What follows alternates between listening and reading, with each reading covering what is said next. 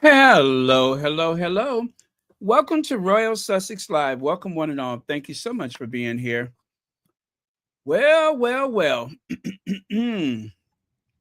Boy, does this come as a surprise. Oh, man. Elaine Parker, thank you so much for the super sticker. And thank you so much for being here. Okay. Oh, you know what? I better get my slides up. Okay, my slides, and okay. I'm almost too excited to remember how to do it.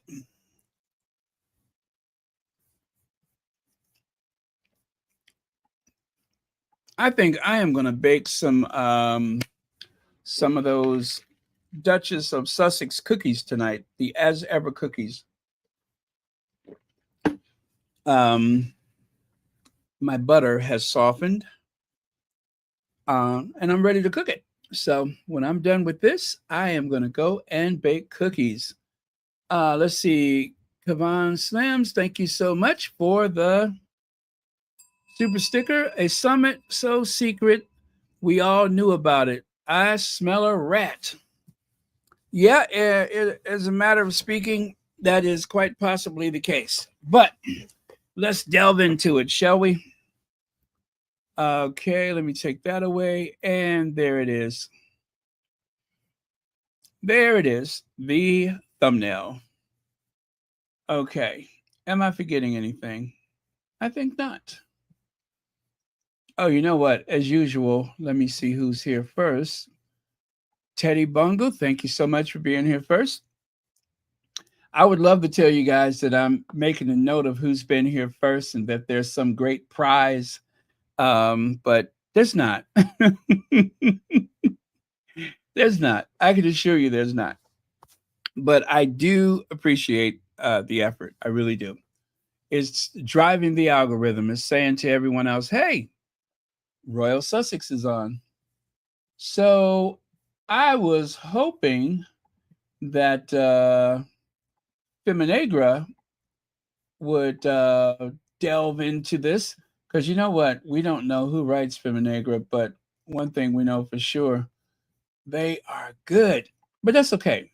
They will catch up with it later. I mean, it's still kind of fresh. You know what I mean? It is actually the Sunday paper um, where this will appear. It's the Sunday Daily Mail. So this was just to whet everybody's appetite to get people thinking about it, I believe. Okay, take that away. Get rid of that one. Oh, I don't need that one either. Or this, or that.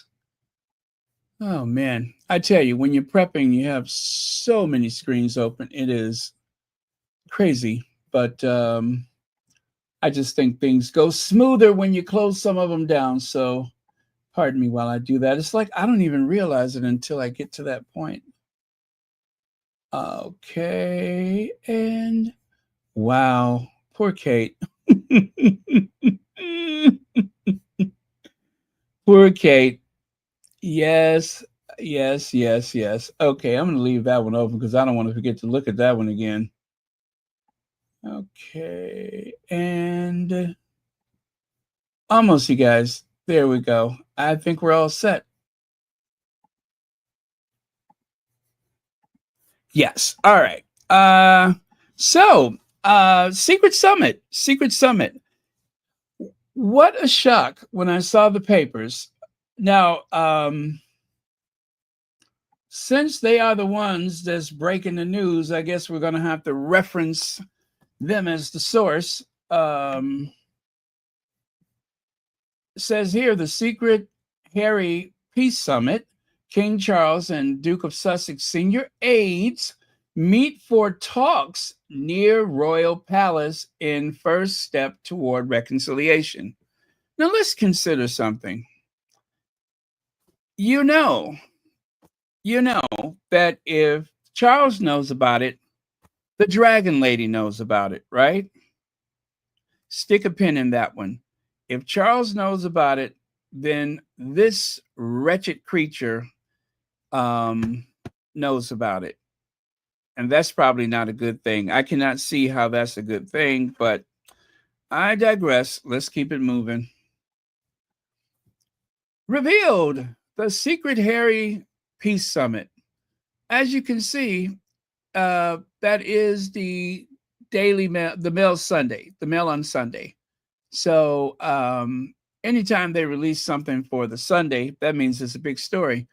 But let's try to figure out when exactly did this meeting take place. It's the first step toward reconciliation. Insiders tell Mail on Sunday as key aides to King and Duke meet for talks near Royal Palace. What in the world could they have to talk about? I mean, it's so big. This whole thing is so big that Kate's image has been shrunk down to that little corner there. You know, usually they have like a top to bottom image of Kate as though, you know, that's what everybody wants to see.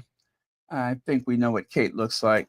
But, you know, they're doing another one of their rollouts. Kate is really coming into herself. So, or Kate is keen to do something. So they have to do that to try to get people excited like something's about to happen.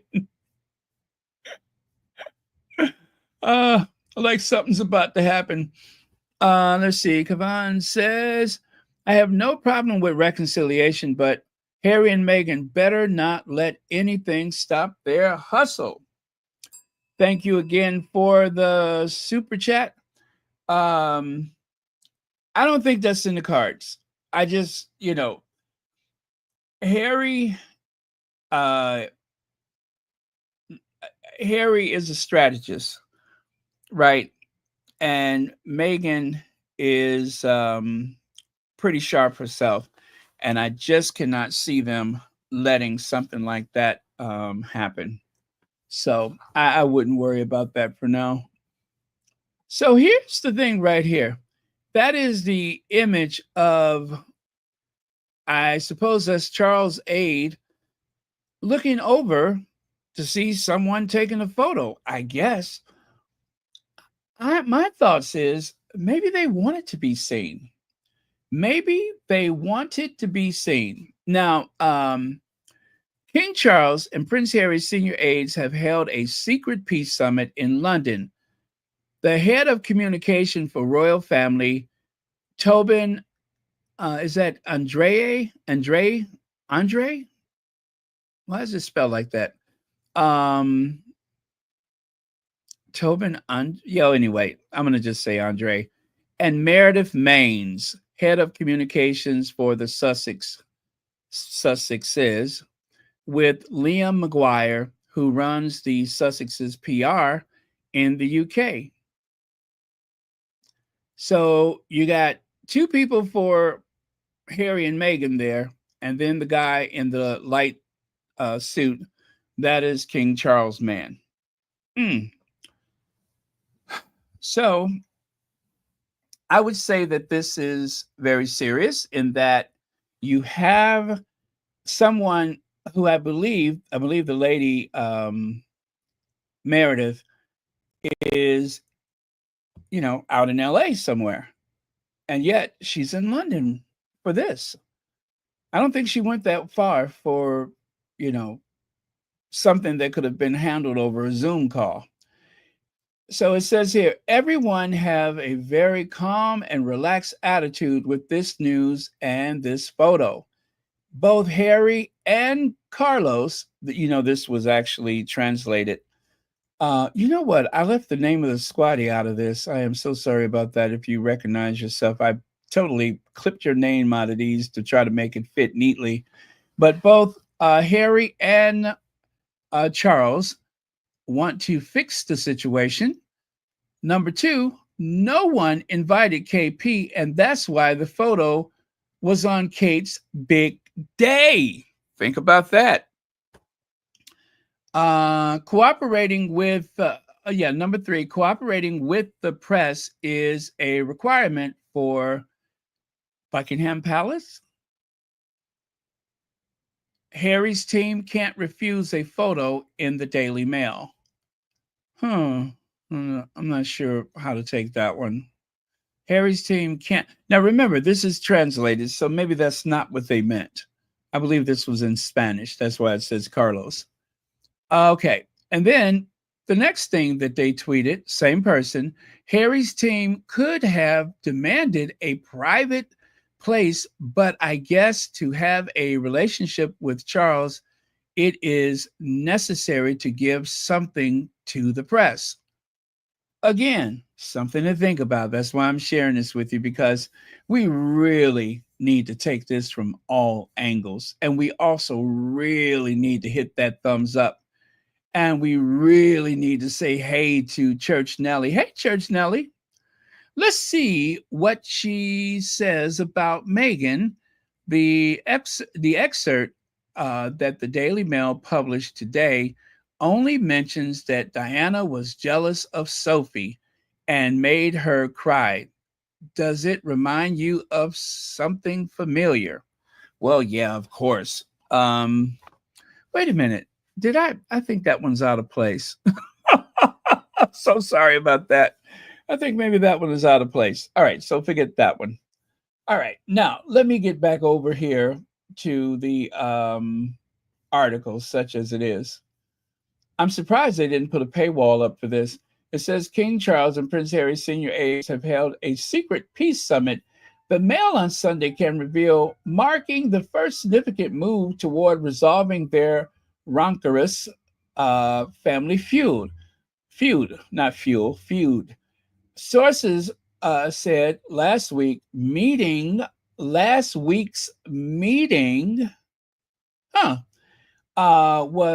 the initial step in a was that rapprochement process to restore the broken relationship between the Duke and the Duchess of Sussex and the rest of the royal family. So make a note of that too.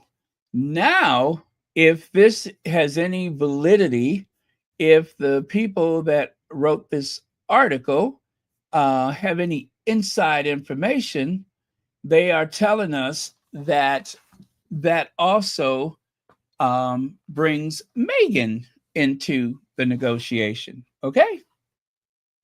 All right. I'm not sure what to think of that. Happily, the talks were held at a London private members club that champions international friendship and whose patron is the king. So Charles is the patron of this meeting place. And of course, in London, they have a whole lot of, places for the highbrow people to meet where they can avoid the riffraff. So let's see. It is not known whether it was Charles or Harry who extended the olive branch, but insiders said the summit is the strongest sign yet of the determination on both sides to resolve the bitter House of Windsor feud. There's a long road ahead, but a channel of communication is now open for the first time in years, said a source. There was no formal agenda, just casual drinks. So they seem to know a lot, or at least they say that they know a lot. It's implied. There were things both sides wanted to talk about. Harry was represented by Meredith Maines, his chief communication officer and head of his household in Montecito, California, who flew in from Los Angeles. Again, she's come a long way. To meet Tobin Andrea, the King's communication secretary at the Royal Overseas League, that's the name of the place, a 3-minute walk from Clarence House, from the monarch's London residence. So I think I only just learned this, that Clarence House is actually right near Buckingham Palace. It's like not far away. If you're like going toward Buckingham Palace, is just off the mile there. So I did not know that all these years. I was never sure what Clarence House was, but it seems to be, not that that's so important right now, but just to give you a reference as to geographically where um, they are. So they're close to Clarence House and Buckingham Palace. Again, Charles is the patron. Harry was representing. Okay. She met King Communications Secretary at the. Oh, that's where I left off. Also present was Liam Maguire, who runs the Sussex's PR team in the UK. So the Sussexes have a PR team in the UK. Obviously, more than one person if they're saying team, but um, gee, I would like to know exactly what type of results have been yielded from that team.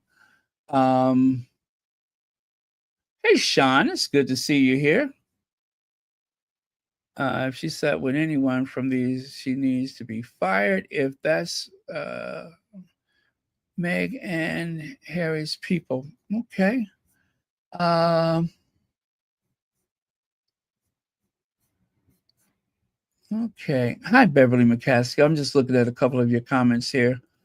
I kind of feel like I'm going to miss some really interesting comments because I see the conversation is coming in fast and furious. God, this is a lot of comments.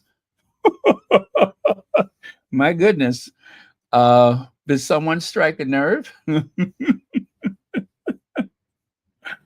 uh anyway, so it says here, let me see. Oh, let me just go to this next one here. There you go. It is not known whether it was the king or Harry that extended the olive branch. We got that already. Miss Maines, who represents Harry, is the chief. Okay, we got that already. The monarch and his son, Harry, and pictured together. That's a 2018 photo of the two of them. So I'm just looking at the photos that came with this article. Okay, it was Miss Maines who organized Harry's BBC interview. Oh boy, I like her. It was Miss Maines who organized Prince Harry's BBC interview in May, in which he said he would love a reconciliation with the royal family, but that King won't speak to me because of his security stuff. Okay? So, again, make a mental note. It was Miss Maines who put together that BBC interview, that interview where Harry was able to get everything off his chest. Okay. And I'm just saying this, you guys, because I know a lot of people are going to not feel this is a good thing. But I think she made a good call with that interview. However, she negotiated that interview, you must admit, Harry got a whole lot off of his chest, and there was very little pushback. And it really did, strike a nerve in Clarence House or wherever. I think it rattled somebody's cage really good. So I like her so far. I'm just saying, I'm being very biased, but I like her so far. Okay. The Duke was referring to the removal of his automatic police security detail in Britain, which he called an old fashioned establishment stitch up. An old fashioned establishment stitch up. I love that. Come on, Harry. It was a stitch up. Or as we say here in the US, it was a setup. And suggested his father could have resolved the situation. Despite this adding to a history of wounding remarks, Charles was still said to be hopeful of a reunion with his younger son and that he might yet build a relationship with his two grandchildren. Now, see, that's when my guard goes up. When they start talking about my little babies, Prince Archie and Princess Lilibet, once they start talking about my little babies, that is when my guard goes up. I'm telling you, you want to see me get ugly? Mess with them kids. But anyway, Miss Maine's wearing a sleeveless cream jacket. That's very important, ain't it? And high heels and carrying a black Louis Vuitton bag. Oh, yeah, I like her. Arrived at the club by taxi with Mr. McGuire at 3:50 p.m. Wow, they had a stakeout, didn't they? On Wednesday, Mr. Andre turned up several minutes later carrying a gift from Berry Brothers and Rudd, the wine and spirit merchant which has been supplying the royal family since 1760. So, was it wine? They just said that that's where he came from, but I guess I mean they didn't say it was a bottle, but we'll see. The trio were later seen chatting over drinks in the sunshine on the club's first floor garden terrace overlooking Green Park. Again, they were not hiding. It's as though they wanted to be seen. After 10 minutes, they got up and resumed their discussion inside. See there? It's almost like, but then again, you know what? You see that? You see that? The fact that, oh no, God help us, no one to see that. The fact that he turned to look in that direction, maybe that's why they got up and went inside. Okay, now I'm starting to have my doubts that this was. It's not like she was hiding. She didn't meet in the cover of darkness, right? I mean, and they are in an official area. They're not at the Ramada Inn near Heathrow. Anyways, after 10 minutes, they got up and resumed their discussion inside. The source said the summit was only the first step toward reconciliation between Harry and his father, but at least it's a step in the right direction. Everyone just wants to move on and move forward now. It was finally the right time for the two sides to talk. Um, okay, so they said the club was founded in 1910. It's a grade one listed building. Was an opposite choice of venue. It is dedicated to fostering international friendship and understanding. I like symbolism. Its website says its members benefit from the club's stunning interior design and restoration, combined with historic features and architecture, whilst enjoying a world of dining, art, and accommodations all under one roof. Wow. Sounds like a real palace. Sounds like a real palace. Okay, so aside from that, it says that Miss Maines, who was also in the UK to meet her British based team for the first time since she was appointed as the Sussex's first chief communication officer on the March 3rd, flew back to the US after the meeting. She is understood to have reported straight to the Duke. She is based at the Sussex's, you ready for it? 15 million pound mansion. Oh, wow. They have gotten this far without mentioning the price of their home. From where they conduct their affairs rather than using a separate office. A seasoned Silicon Valley strategist with past roles at Google and a software company, Miss Main spends most of her days at Meghan and Harry's home, managing their day-to-day operations and overseeing a team of 8 staff. Okay, so remember, the Sussexes had a little change of team members. They, I think, what was it? A couple of people left, and then of course they brought on this team of people, and maybe that's just what they needed for the future. But okay, let me see. Someone just oh, that was Kavan Sim says nothing should happen until security is reinstated. Yeah, that is very important. That is very important. They have to sort out the security thing. And I do hope that that is on the table and that they haven't completely rejected that. Um, I can't help but think something Harry said on the BBC must have struck the right note. She is the most senior aide in the newly formed Sussex royal household, which was formed last month in a bid to emulate the rigid hierarchical structure Harry operated in when he was a working member of the family at Kensington Palace. Miss Maines is said to have masterminded the unveiling of the Duchess's Netflix show with Love Meghan and her lifestyle brand as ever. Um, Maybe. I mean, they do have people over at the Netflix, you know what I'm saying? And yeah, so we don't know if that's true. Um, I'm pretty sure that she has been made aware and may have had some input, but whether she's the one who took charge of that, I'm not sure that that's the case.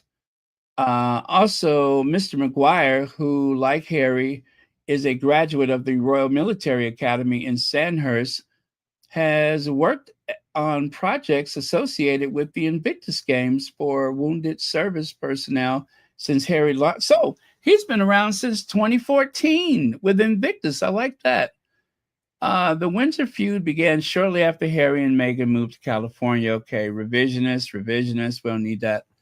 Duchess described approaching Harry and the royal family seeking help with feelings of self-harm. Okay. Okay, I don't want to go through all of that stuff. I think that's it for the meeting.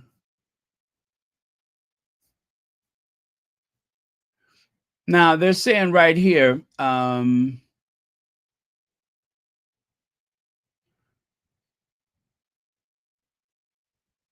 okay, it says right here, last year, the Mail on Sunday revealed the Duke of Sussex had begun consulting with old friends in the UK on how to mastermind a return from exile.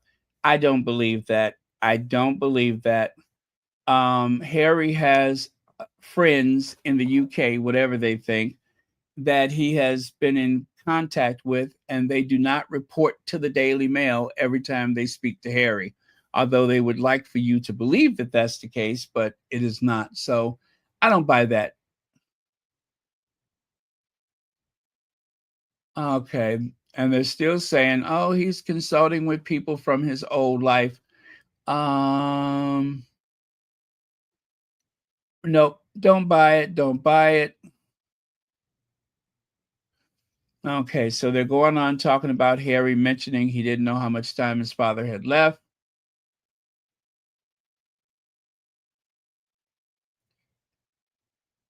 Okay, so I think that that's about it. They are just going over a bunch of old stuff we know plenty about. So anyway, I am interested to know what you think. Let me take this away.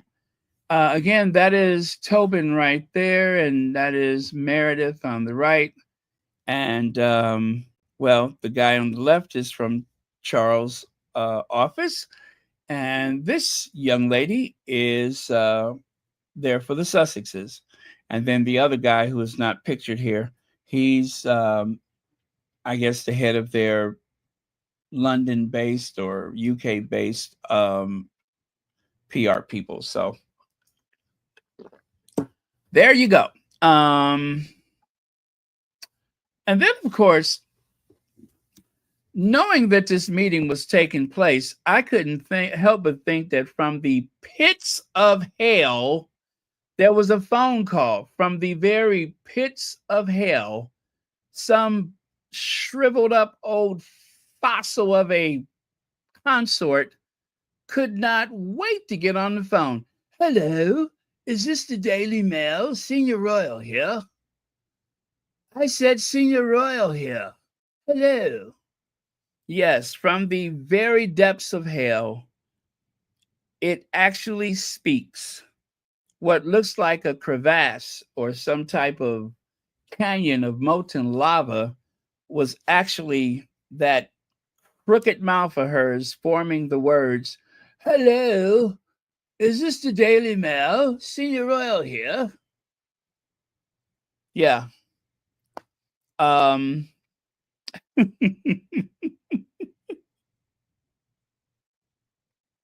from that bottomless pit of her diaphragm came out the words, "Senior Royal here." If anybody leaked this meeting, I would probably start pointing my finger at this one. Yeah, because she has been breaking up families since the 1980s. Okay. And the fact that Charles and Harry are, estranged from each other, I'm going to blame it on her.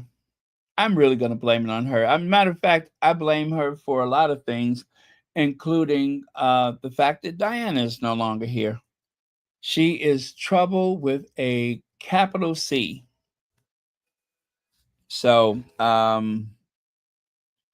yeah, nothing but trouble from start to finish. Homewrecker.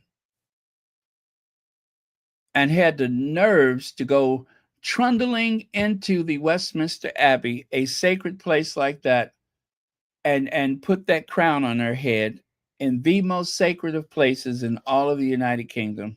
It is disgusting. Yuck. Okay, let me take a look at a couple of your comments here. Beverly McCaskill said, let me see. They tell the press to and stop lying about the Sussexes when they know nothing. Okay, no pics of the children. Yeah, that's a good one right there. No pics of the children, and I really do think that they're going to try to make that happen. I really do believe that. I don't even know if I want the kids over there, but again, this is what guys. Let's not forget Harry desperately wants to bring his kids to the UK, and he would like for them to learn of the culture while they're young. He wants them to see the places that he enjoyed in his childhood, like, for instance, Balmoral. Harry spoke about Balmoral in his book, and he said it was like the perfect place for kids. Um, in spite of everything, there are parts of his upbringing that brought him a great deal of joy.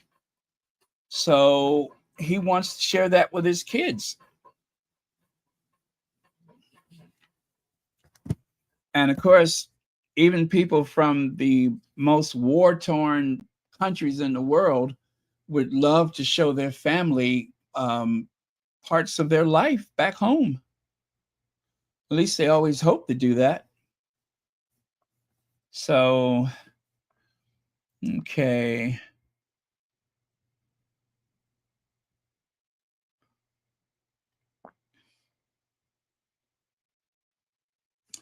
Oh, okay. Okay. Thank you for that. Hazel Jones is here. Hi, Hazel Jones.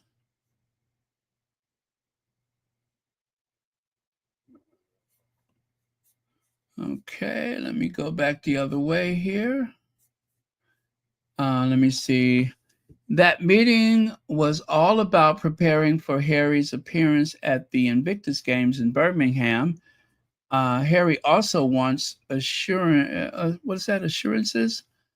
um, about security and decent treatment of Meghan, who might accompany him for the Invictus Games. Yeah. Yeah, I mean, if there's any mistreatment, it's going to come from the press. And if there's anything that Charles can do about that, you know, for things to go well with the Sussexes, it is really going to depend on the press. And so far, we've had a press that will put polls out there. Do you plan to boo Meghan and Harry if they come to the Invictus games? That kind of stuff. I think there's been at least a couple of times that I recall. I know one was for the Jubilee, where they were asking people, are you planning to boo the Sussexes? What the hell is that? You know what I'm saying? Are you planning to boo the Sussexes?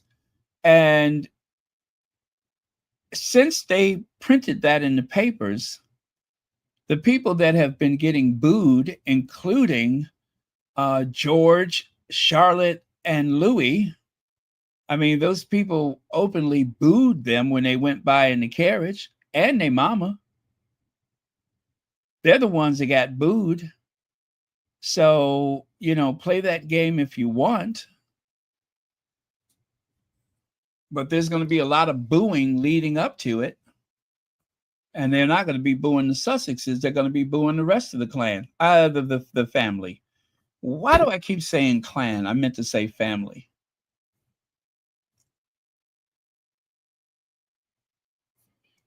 Okay. Hello, Mary H. Thank you for being here. Let me see.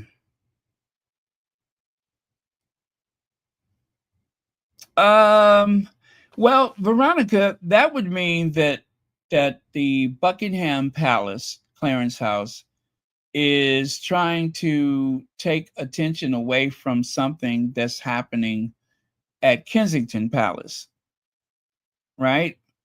And I think that Kensington Palace would probably handle something like that themselves, right? I think they would handle that themselves. I don't see the thing with Kate, assistant, leaving her as something that that Buckingham Palace would deal with. Kate and what is his name? William. Kate and William, they have a direct line to the likes of, let's say, Rebecca English, or at least they know how to get in touch with her and whomever else they need to talk to in order to manipulate the headlines. So I just don't think they need Buckingham Palace to get involved with something like that. I think they would handle that themselves. Although it's not out of the realm of possibility, but I don't think the two houses are that organized. I think the last time that Buckingham Palace stepped in to do something for Kensington Palace is when they really messed up the whole thing about Kate's surgery and the precancerous cells and all that. They seem to have the sense to take over that because it was an epic failure for them. If Buckingham Palace was stepping in to do things for Kensington Palace, the Caribbean tour would not have happened. So I don't know if that's accurate, but again, it could be possible, but I don't think so. Having Harry and Meghan involved in his funeral security was a dumb idea, so he should arrange to meet them while he's alive.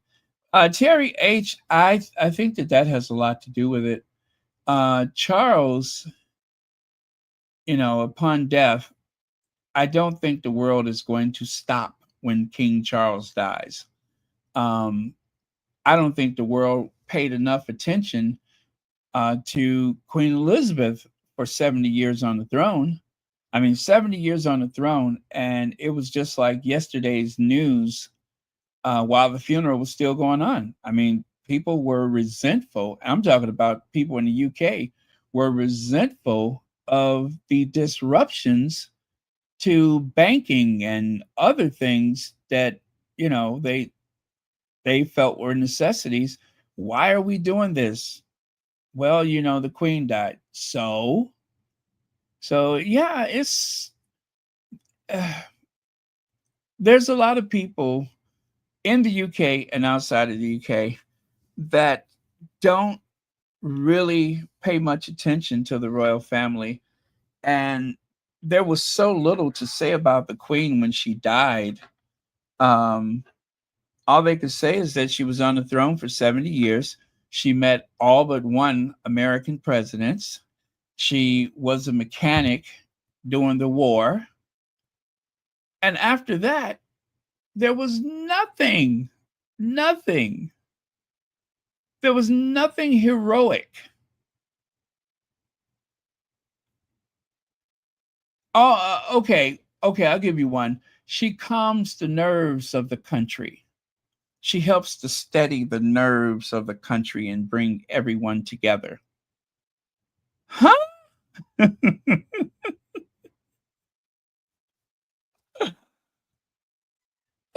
You know what I'm saying?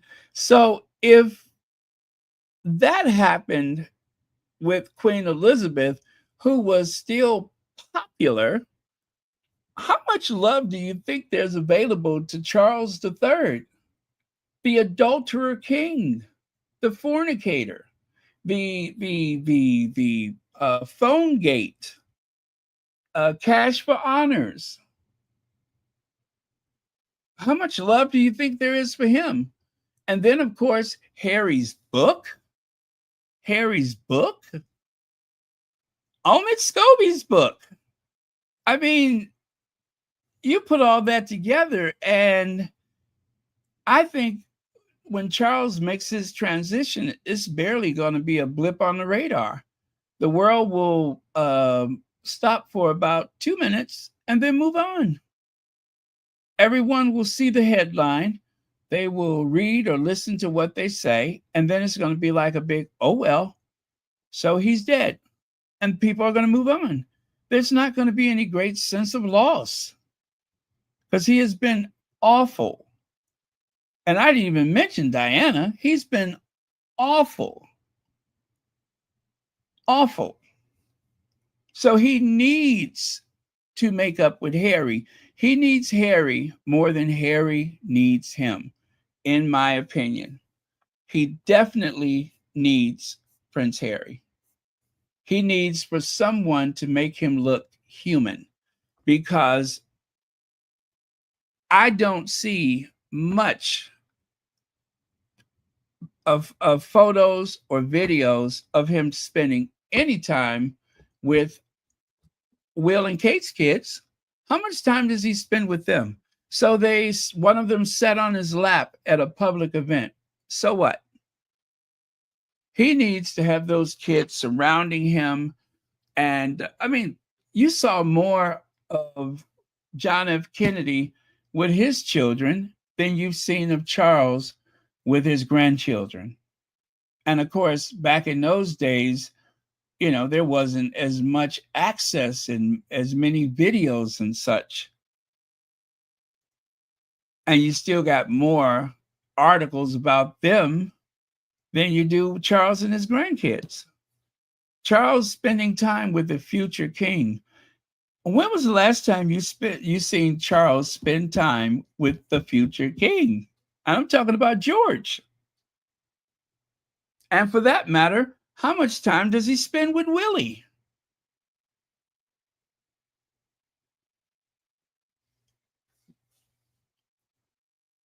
I just don't think it's going to be a big deal.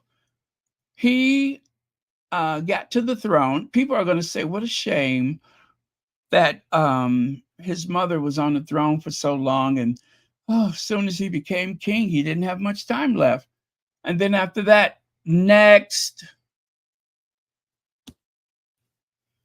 I just don't see a big outpouring of emotion for Charles. People are going to rally around William, and then maybe perhaps people will actually get to know what a putz William is, what a awful person he is. Maybe they'll finally see William for what he truly is. The reason why Rebecca English has been so active with William and Kate is because of the impending disaster that is going to be William's reign. It is going to be a disaster. And they're trying to endear people to them as much as possible. This is why they keep making excuses why Kate cannot work. And they're saying Kate has her good days and bad days so that people won't ask the question, well, what does she do? God help them if people start really making comparisons between the Queen and Philip in comparison to Will and Kate. They'll really be in trouble. It's just the tabloids are not doing that. We don't need the royal family to calm our nerves. That's what brown liquor is for. Touche. Absolutely touche.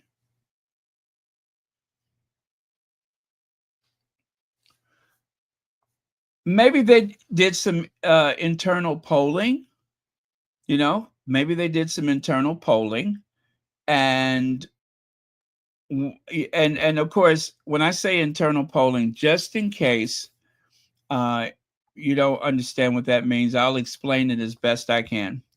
That is when a politician or organization, they'll run some polls past a sector of society. It's all done very discreetly. They don't ever mean to show them to the public, which is why it's internal polling. And they'll keep those things to themselves. It's very different from the polls that YouGov will take, that they will share, because YouGov polls, those questions are posed to a limited sector of society. It's not a good cross section, right? But I'm sure that given that and the fact that the way that you even ask a question can actually lead a person to give you the answers that you want, right? And since there's a lot of people who seem to believe that Meghan and Harry are ex-royals, and then of course there's the negative stigma of them being the ex-royals and making them sound like runaway slaves and renegades and such. Of course there's going to be a negative slant to anything that you ask people. But whatever internal polls that they're taking about Charles' popularity, maybe that has alarmed them. And maybe the numbers moved after Harry had his little BBC interview, because it's one thing to say, oh, this is what YouGov says about them. And it's another thing for some other polling to take place where they actually ask the right questions, right? Like, based on Charles' past, how do you feel about him now?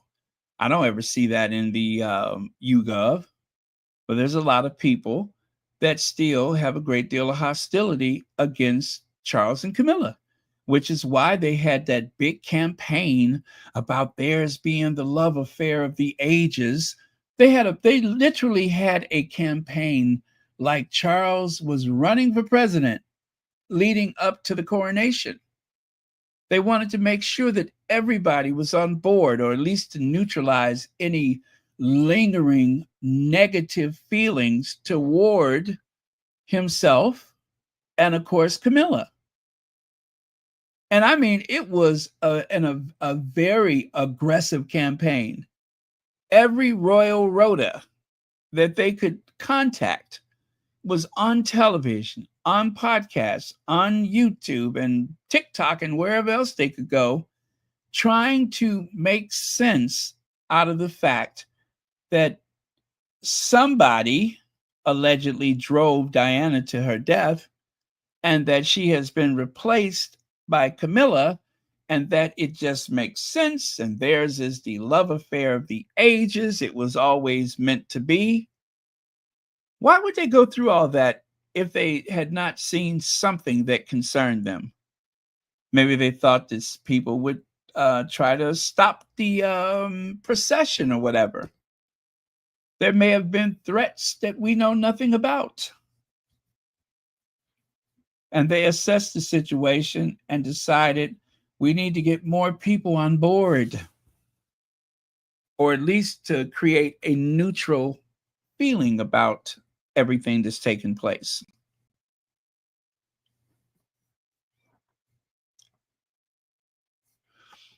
Charles doesn't care for kids. He held Louis because he was causing a scene. That's why Camilla kept her house to to be with her grandkids. Okay, that makes sense. That makes sense. That makes sense. Hey, and didn't Charles and Camilla just show up to something in separate vehicles for some reason? They were in different vehicles.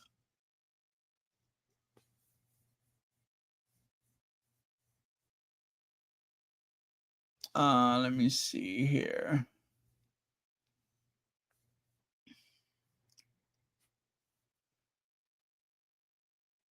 Yeah, I believe that they need the Sussexes. Um, I mean, let's also consider another thing. Charles sat through his mother's whole death and the lead up to the funeral, and the whole thing was about Harry and Meghan. It wasn't about the Queen. It certainly wasn't about the new king. Nobody gave a crap about the consort. And William, he's inevitable, not much to say about him. Kate, well, everything was going smoothly for her until Meghan showed up in that cape dress. And then, Meghan was the moment. So again, the Queen's funeral was about Harry and Meghan. It was about the family's feud, their estrangement. That's what the funeral was about. It was so little of that funeral that focused on Queen Elizabeth. And I still like to go back to this. When that jet arrived in Balmoral, or I'm sorry, was it Balmoral? Where's the airport up there? It's not Balmoral. The airport is at, I forget the name of the airport. But when that jet arrived in Scotland, the reporters on television thought with all certainty, and they even said, we believe this jet has the Duke and Duchess of Sussex, Harry and Meghan, so on and so forth. And then when that door opened and bald head Willie, bald head Eddie, and that long, sour face Sophie emerged from the plane, it was almost like an audible gasp of disappointment. They didn't want to see them. They were looking for Harry and Meghan. In that moment, that was all that mattered. They weren't thinking about the rest of that family. We want to see Harry and Meghan. What does that tell you? And I'm just like, y'all know the Queen is dead, right? Right? Y'all do know the Queen is dead. And what are they talking about? Harry and Meghan. From start to finish, that funeral was about the Sussexes. And armed with that knowledge, what do you think Charles is thinking right now? Because Charles is arrogant, he's vain, indecisive. He has to know that his funeral is going to be about the Sussexes. If they don't show up, it's going to be about them. If they do show up, it's going to be about them. If Harry shows up by himself, it's still going to be about them. So if you want your life, your record of duty and service to be about you, you had better make up with your son. What better lasting legacy than being the bigger person. If the last thing that you've done on this earth is to mistreat your child, how do you think people are going to remember you? They can have, and look, he's not going to be here to push the agenda. Camilla, she's going to fade at some point.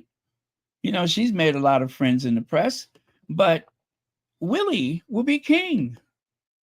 And everybody is going to gravitate toward him and his dim-witted baby brain wife. Charles won't be here to enforce anything. He won't be able to shore up anything because he'll be gone. And his legacy will be that of failure and a lack of integrity. Let's see. Lynette says, Princess Diana said Charles' reign will be short. And you know what? If I don't remember that, but if that's what she said, truer words have never been spoken. I mean, short, la petite, poquito, minuscule, short. Yep. People have taken long to go through the Reader's Digest than his reign. And maybe this is what he deserves. His just desserts. Maybe this is exactly what he deserves. The whole point of his life is going to hinge on what he does with this very, very small window of time that he's sitting on that throne. Because Queen Elizabeth's life was reduced to being a mechanic, sitting on the throne for 70 years doing God knows what, and meeting most American presidents. They spoke more about American presidents than they spoke about prime ministers. You know that? They spoke more about U.S. presidents than they spoke about prime ministers. What they didn't talk about was the fact that she, by the way, thank you again, Lynette, for the soup chat. They did not speak about the fact that she presided over a once great empire shrinking down to just a handful of islands. And the whole thing about the Commonwealth, I mean, that's just a way to mentally prepare people for the fact that a once great empire has shrunk down to just a handful of islands. That's all it was. Her legacy, Queen Elizabeth's legacy, what has happened to the Commonwealth? It's in tatters. William and Kate made sure of that. And of course, if Charles cares about the Commonwealth, which he does not, but if he had any concern about the Commonwealth, it's not playing well the fact that he has mistreated his daughter-in-law, that he has thrown his son over for that day-old loaf of bread called the Queen Consort, for that outdated set of goods that he calls his wife. His legacy is pretty dismal. And if that is why he's moving in that direction, he's very wise to do so. But Charles is so stupid, I find it hard to believe that he actually thinks of things like this. Maybe, I don't know, maybe it's some other reason that has nothing to do with his legacy. Because he's very vain and arrogant. And all this talk about the environment and such, that is such a common generic cause. This whole idea, he was the first on board. He was the first person to speak about plastics and landfills and such. He was probably the first royal, or maybe even a government official in all of Europe that we know of, that he is probably the most famous person in all of Europe to speak of that, right? Just like we credit Al Gore with the World Wide Web. We credit Al Gore for his environmentalism. And if Al Gore had gone on to be president, that would be a lasting part of his legacy. But because he never made it that far, he only was vice president, nobody thinks about that anymore. We don't really have an environmental president. But they have an environmental king. So let's see. He spoke about waste and pollution. He owned a fleet of helicopters, a private train, private planes, multiple homes. What are there, 22 royal residents? There's 22. And also, he was a slumlord. And good riddance.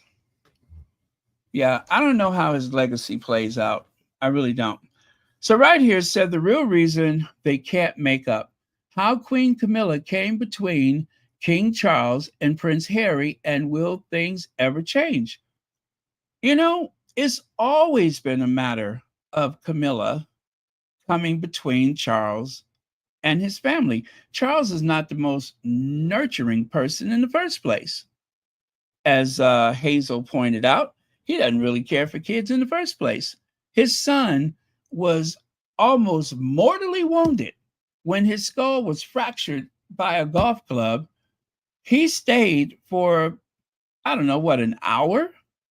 And then he went to go meet Camilla, whereas Princess Diana stayed for the entire night. She wouldn't leave her child's side. That's the king? That's the future king? That his heir is sitting in a hospital with his skull cracked like an egg, and he goes to meet Camilla. His second child is born. His obligation for the throne has been fulfilled. So what does he do? He leaves Diana, who's in a very fragile state, mostly due in part to his mistreatment and that of Camilla. While she's in a fragile state, he hops in his open top car, and with the arrogance of any nightclub singer, he jumps in the car and drives right past the press. He could not care less what people thought. He drove right past the press and went to go be with Camilla. They have pushed this narrative about Diana's fragility all these years. Well, when you take a, I hate to use the word grooming, but she was groomed to be the Princess of Wales. When you take a teenager and you throw them in the middle of the Colosseum, while all of these wild beasts from the jungle are charging at them, what do you think is going to happen? Not necessarily Camilla, but wild beasts. What do you think is going to happen? And he being the sensitive older person, you would think that he would have been more supportive. But instead, he decided to join Camilla in trying to destroy her. Even now, the mother of his children is routinely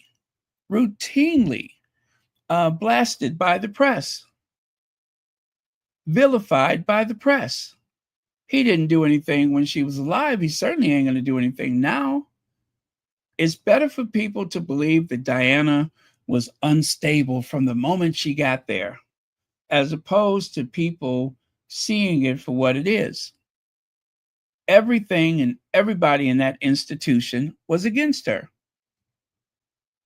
Everyone, even her own personal butler, was against her. It's amazing she made it as far as she did. Nobody defended her. Even her own family couldn't do anything for her.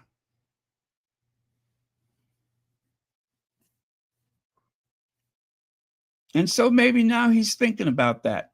How will I be remembered? You won't. You just won't. Let's see. Prince William feels betrayed by King Charles after his father reconciled with Prince Harry. Now, that article is from January 13th, 2024. I don't remember the article, and I didn't even go back to look for it, but for some reason I had saved that screenshot, so I don't remember what it was, but I just thought it was interesting that the article is saying something now, well, said something then that they can easily report next week. You know what I'm saying? That looks like next week's article.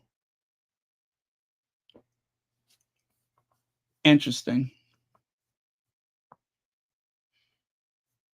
Kim Coates says, bottom line, King Charles needs to be talking to Meghan. I like that. Harry will only make decisions with her involvement. Absolutely. The press has been trying to send subliminal messages to Harry to leave Meghan, to leave his children, and come on back into the fold. Harry has countered that by going on television and giving interviews explaining that he is happy now, that his life is whole and complete.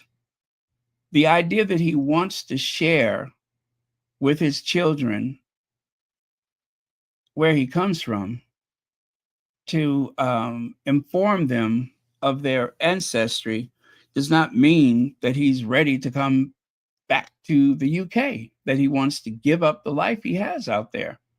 Harry has contractual obligations,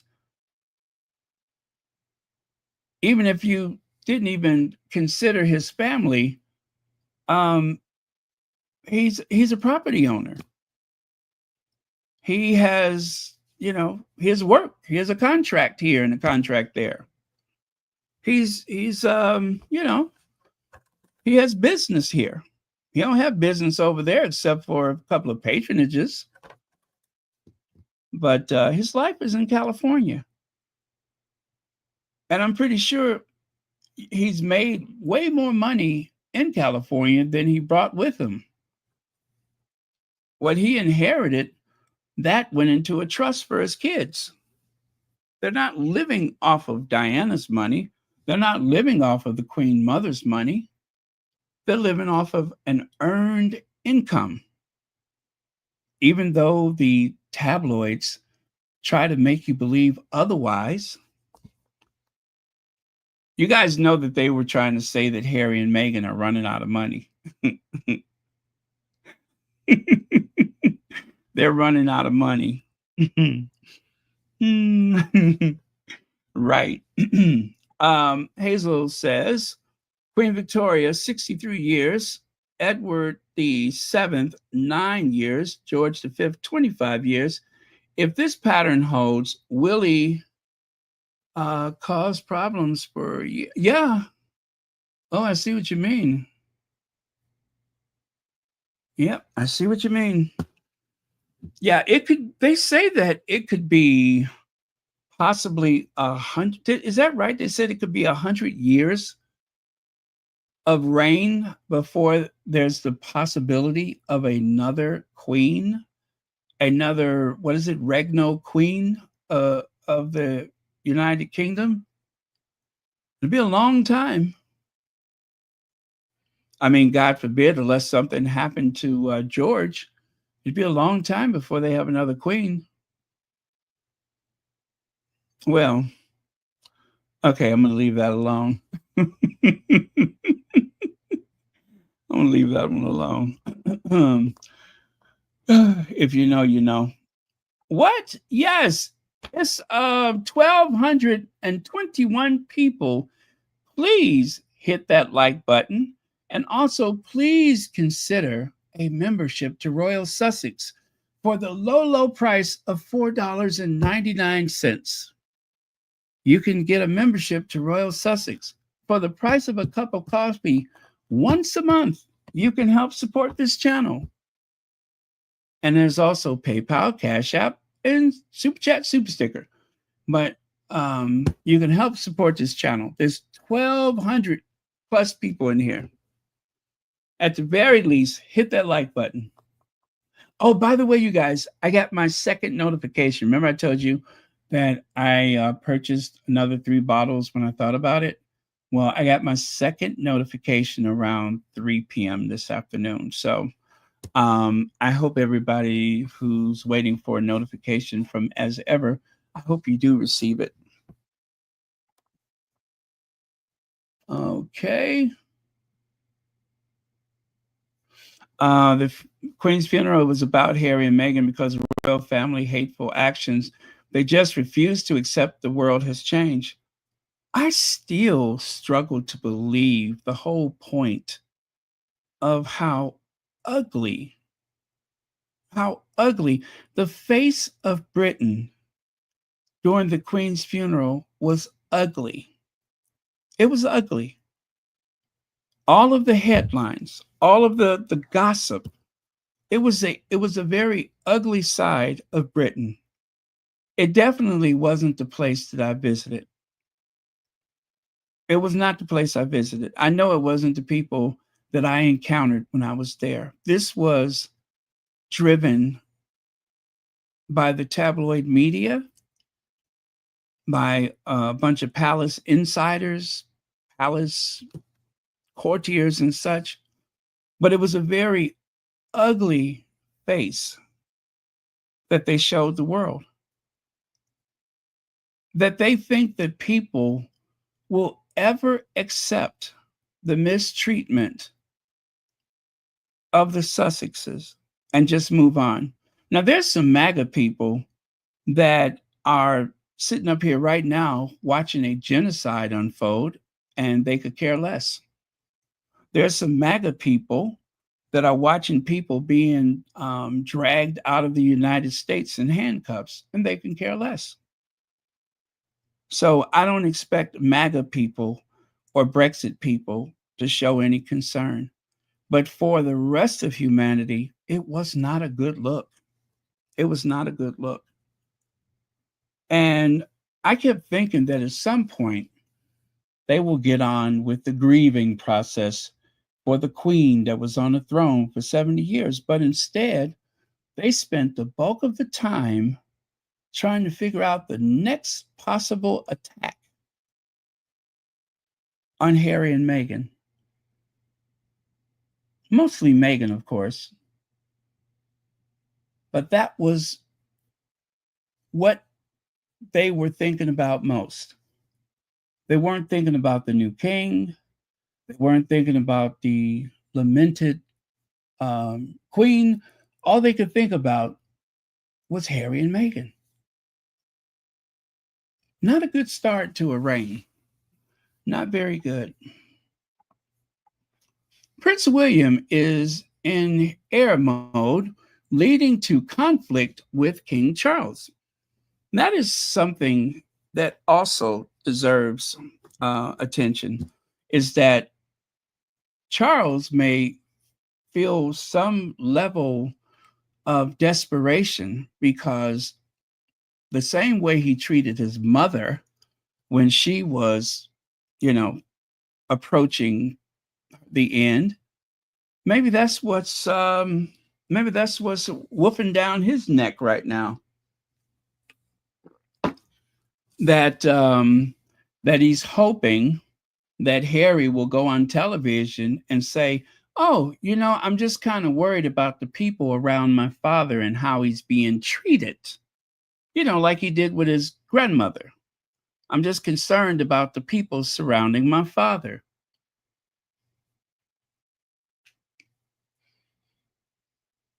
You notice they didn't go any further into what Harry said. They spoke about it for one news cycle, and then that was the end of it.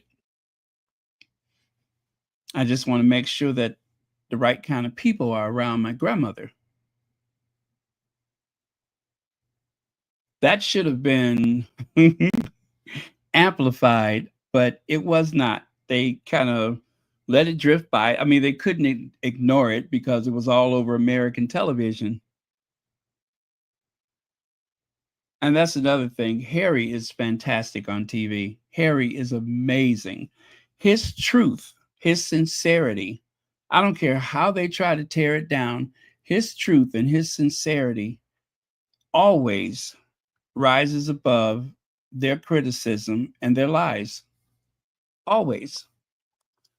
It was about Harry and Meghan. Oh, people action. They just refused to. Oh, I'm sorry. That's what I was trying to do. They don't need Harry at the funeral, but he'll be there. I think the king's health is worse than what people are saying. You know, that's something to consider because you know what?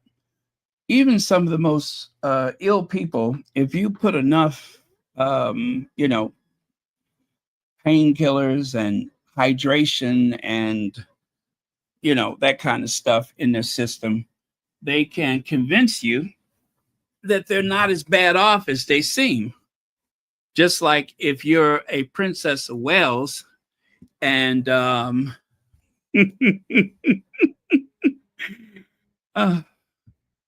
God forgive me for this, but I have to.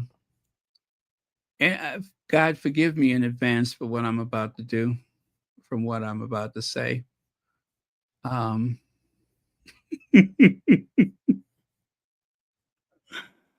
uh, that's just like if you're the Princess of Wales. If they hydrate you enough and put enough makeup on you,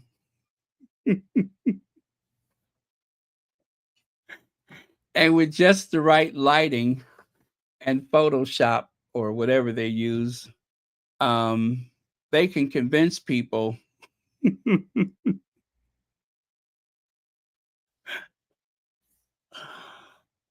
I'm going to leave it there. Um, it involves things like mineral oil, fix a flat. Um, what's that stuff they put around the bathtub? Some of that.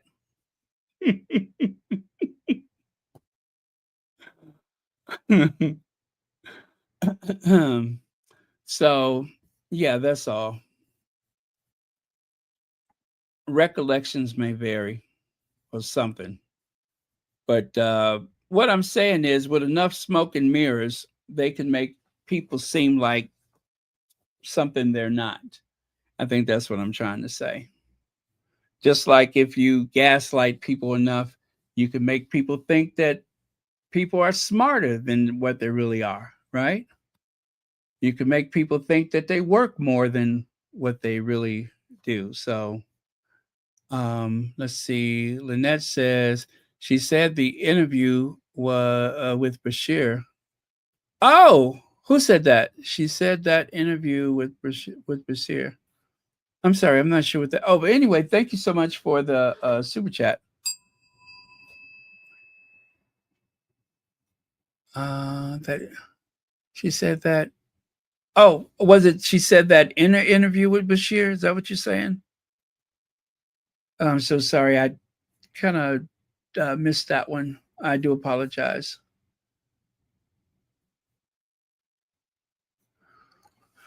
Um.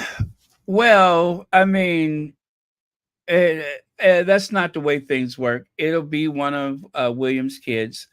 Harry, you know, is not out of the realm of possibility. Harry could actually be called upon to be a what do you call it? Oh gosh, a regent. Harry could they could actually call upon Harry to serve as a regent if for some reason William is not able to fulfill his duty. Now that would be a very, very um I even hate to think about it. That would be some very rough waters if something like that were to happen. If for whatever reason William were not able to, you know, and that is of course depending on um how old George is when, if and when something like that happened. I mean, we dare not even think about that. Um, but yeah, Harry is the next logical choice for regent, as far as I know. Um, but he would only, pretty much sign documents and such, and he would really serve, but it would be George's reign. So there's that to consider, but he would probably never be king. I think they would, even as young as Louis is, if it came to that, it would be King Louis, what, Louis the First, right? And Harry would likely be a regent.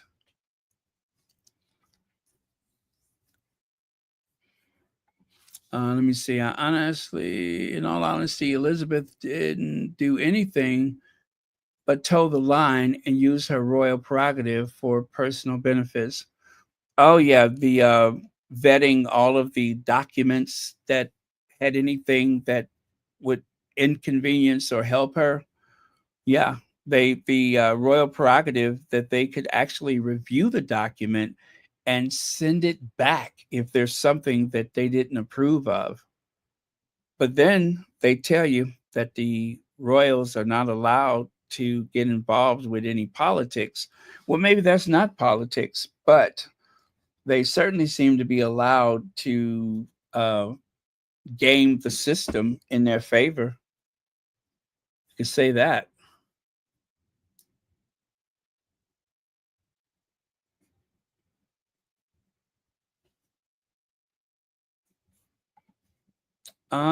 That's a great point. His unwillingness to own his bad behavior toward Meghan and Harry. He wants the media to frame the story that Harry's apologizing and admitting that he's at fault. Oh God, I hope it don't come to that. I really do. I don't suppose it will, because there's more than just apologies from one person on the other side. I don't suspect that Charles feels as though he's in a position to apologize. And honestly, I don't want him to. I don't want him to. That would cause even more. If there is an apology, it will happen privately, and it will be um, spoken of as a reconciliation, and that's it. So if Charles ever apologizes, it will happen very discreetly, and even then, it will probably be an acknowledgement and not a full throated apology. So I think that's about as far as it'll go. But if that were to happen, if he were to in any way publicly apologize for anything he's done, um, that will definitely serve William's agenda. It really would. That would serve William. William would do something to make it backfire on Charles and Harry, and he would use it in some kind of way to big himself up. If that was me, I wouldn't apologize. That kind of a thing. Of course, he would have his people leak that to the press.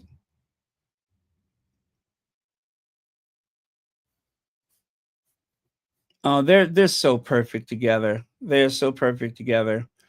And then I heard this crazy person saying that. Uh, Actually, I don't even want to say that because then I'm helping them, so I don't want to say it. But I'm just like, are you serious? Are you serious?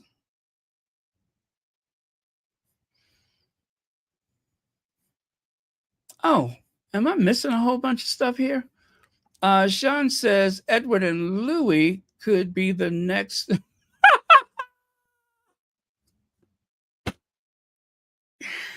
You get out of my head, Sean. You get out of my head. You hear me? Stop looking in my ear and seeing what's going on in my mind.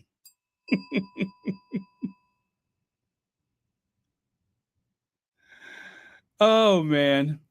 Lorene Esmeralda says, I believe this summit story is just to protect the Kate copy story. You know, again, I don't believe that because the Kate copy story has been out there for a long time. This is way too big. This is way too big to be about Kate. This has to be about Charles and his image, whether it's his living image or his dead image, but it's got to be about Charles. I don't think Buckingham Palace would go through all this trouble for Kate because that thing with Kate is going to come and go. Kate lost one of her uh, aides, her longest aide that she's had or whatever. It is a juicy story, but it's not that big of a story. I don't think it's that big of a deal. I mean, it's nice to kind of pick at the carcass, but it's not going to, you know, really shift anything. So I don't believe that this is to give Kate cover. I believe this is all about Charles. It's all about Charles and how close is Charles, to joining his mother and his father and his, grandfather and grandmother down in that storm shelter at the St. George Chapel, down in that little shed that they're going to share for all eternity. That place where he's going to his put his consort on top of his mom, where he's going to put her on the shelf right on top of his mama. Ugh. But thank you so much for the super chat. Okay, come on, Slim says Kate is not aging gracefully at all. Whew.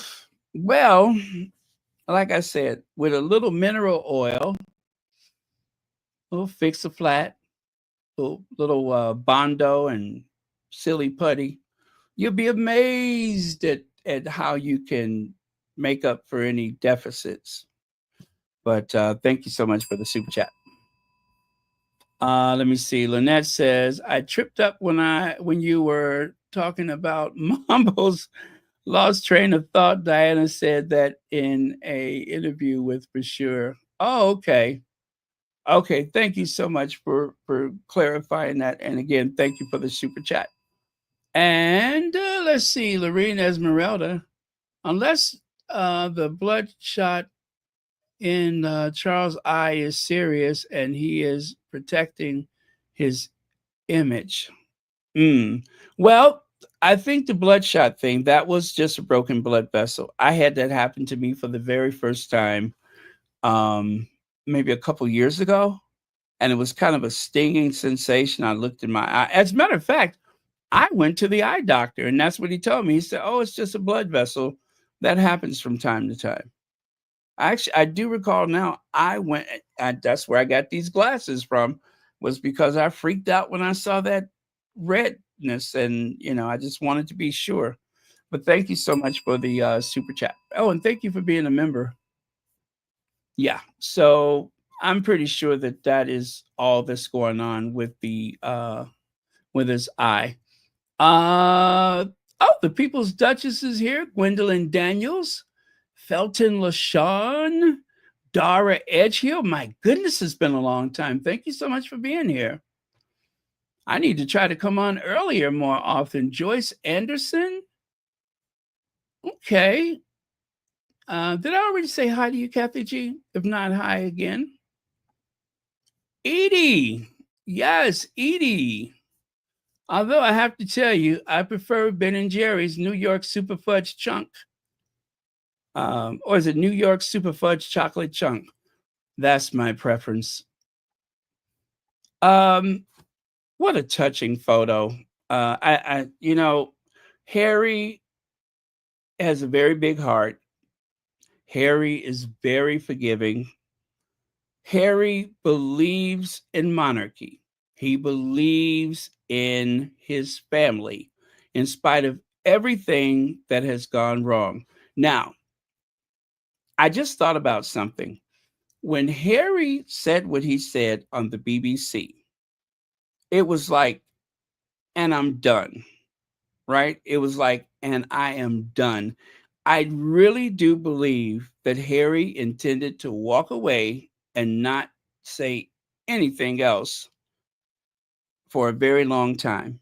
And I think whatever came out after that was enough to get his father's attention. Also, wouldn't it look extremely petty for wounded soldiers to compete in a competition and Charles the King does not show up? That there is no connection between both?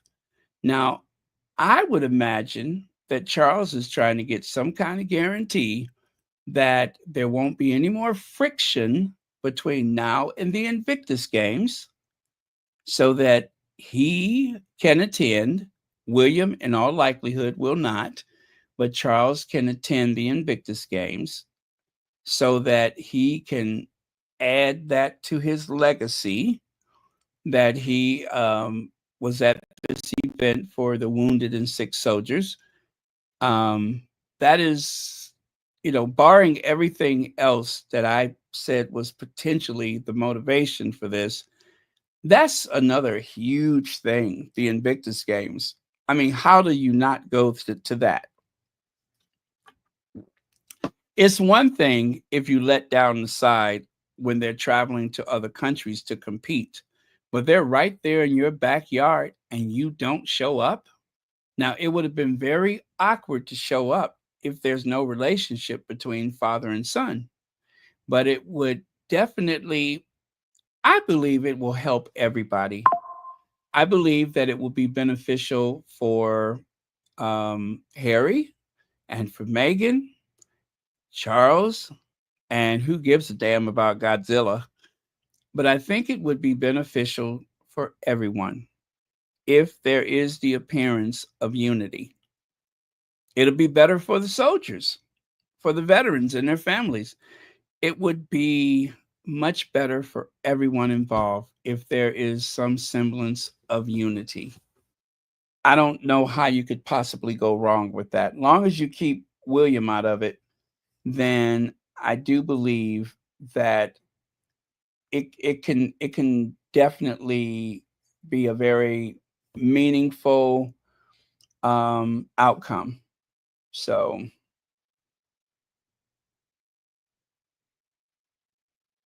yeah, that's what I believe. This needs to happen. It needs to happen. Um, I know that a lot of people are not feeling it, and I do understand.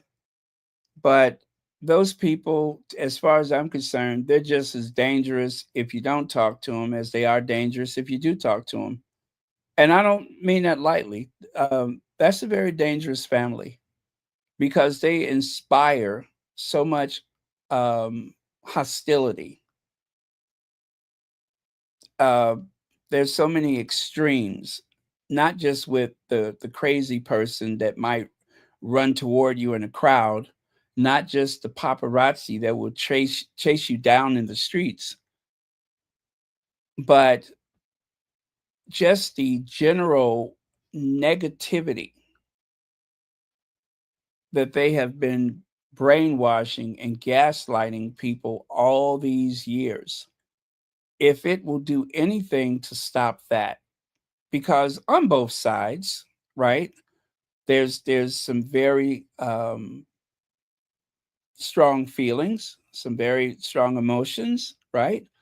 I routinely drag everybody in that family, with the exception of the Sussexes, of course.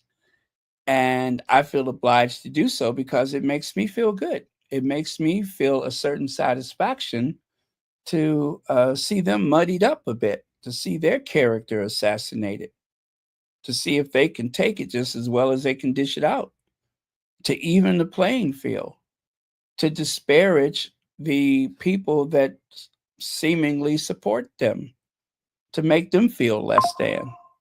I enjoy it. Oh, let me see here. Thank you so much. I don't want to say the name, but thank you, RB, for the Cash App. And thank you, CH, for the PayPal. Thank you very much for that. You get 2 bells. There you go. But yeah, thank you very much for that. Just saw that pop up on my screen. Um, I would say the sooner that we can put this in perspective, not put it behind us, because we don't ever want to forget. You don't forget when you've been mistreated, but hanging on to that energy is not healthy. It is really not healthy. Um, and I do believe that Harry could do with or without his father to a certain extent, but it's about his children. He wants his children over there. He wants his children. I mean, the fact that they have their titles means that they're English, their royal, their aristocratic ancestry is important to him. His lineage is the gift that he has to give to his children. He wants his legacy intact. He wants his um, his royal lineage intact for his children. That is important to him. And if it's important to him, it's important to Meghan. So we don't have to like it. We don't have to do anything but just stay out of it, really, and hope and pray for the best. Um, I oh boy, let me see how I want to couch this. I've had some bad blood with someone in my life right now that is terminally ill. And I just made up my mind to put all that stuff behind me. I don't want to hang on to that. I don't want to talk about the past. I don't want to think about it. I'm doing my thing, you're doing yours, and that is that. But I'm not going to carry that baggage around. I'm not going to drag those bags through the street every place I go. I got things to do. And I don't want that holding me down. I think Harry has done a very impressive job of dealing with everything that he's gone through, because let's face it, it's really like a cult. I don't know if it's fair to call it a cult, because that may be offensive to some people that believe in monarchy, but it really does function like a cult. And to manage to step away from that, anyone who's ever been in a situation like that, they will tell you it's like jumping off a cliff. All of the uncertainties. It's like jumping off a cliff without a parachute. But he's managing it. And I am particularly proud of him. And I really want him to have closure, the closure that he deserves. And if that means that he and his father managed to get somewhere, then that's what it takes. That's what it takes. Years ago, a lady I worked with, um, her mother inherited the same amount from her father's estate as the children. And she felt angry and disappointed because she felt as though she should get the lion's share and the kids should get, you know, something less. And she convinced her siblings to give her mother the money.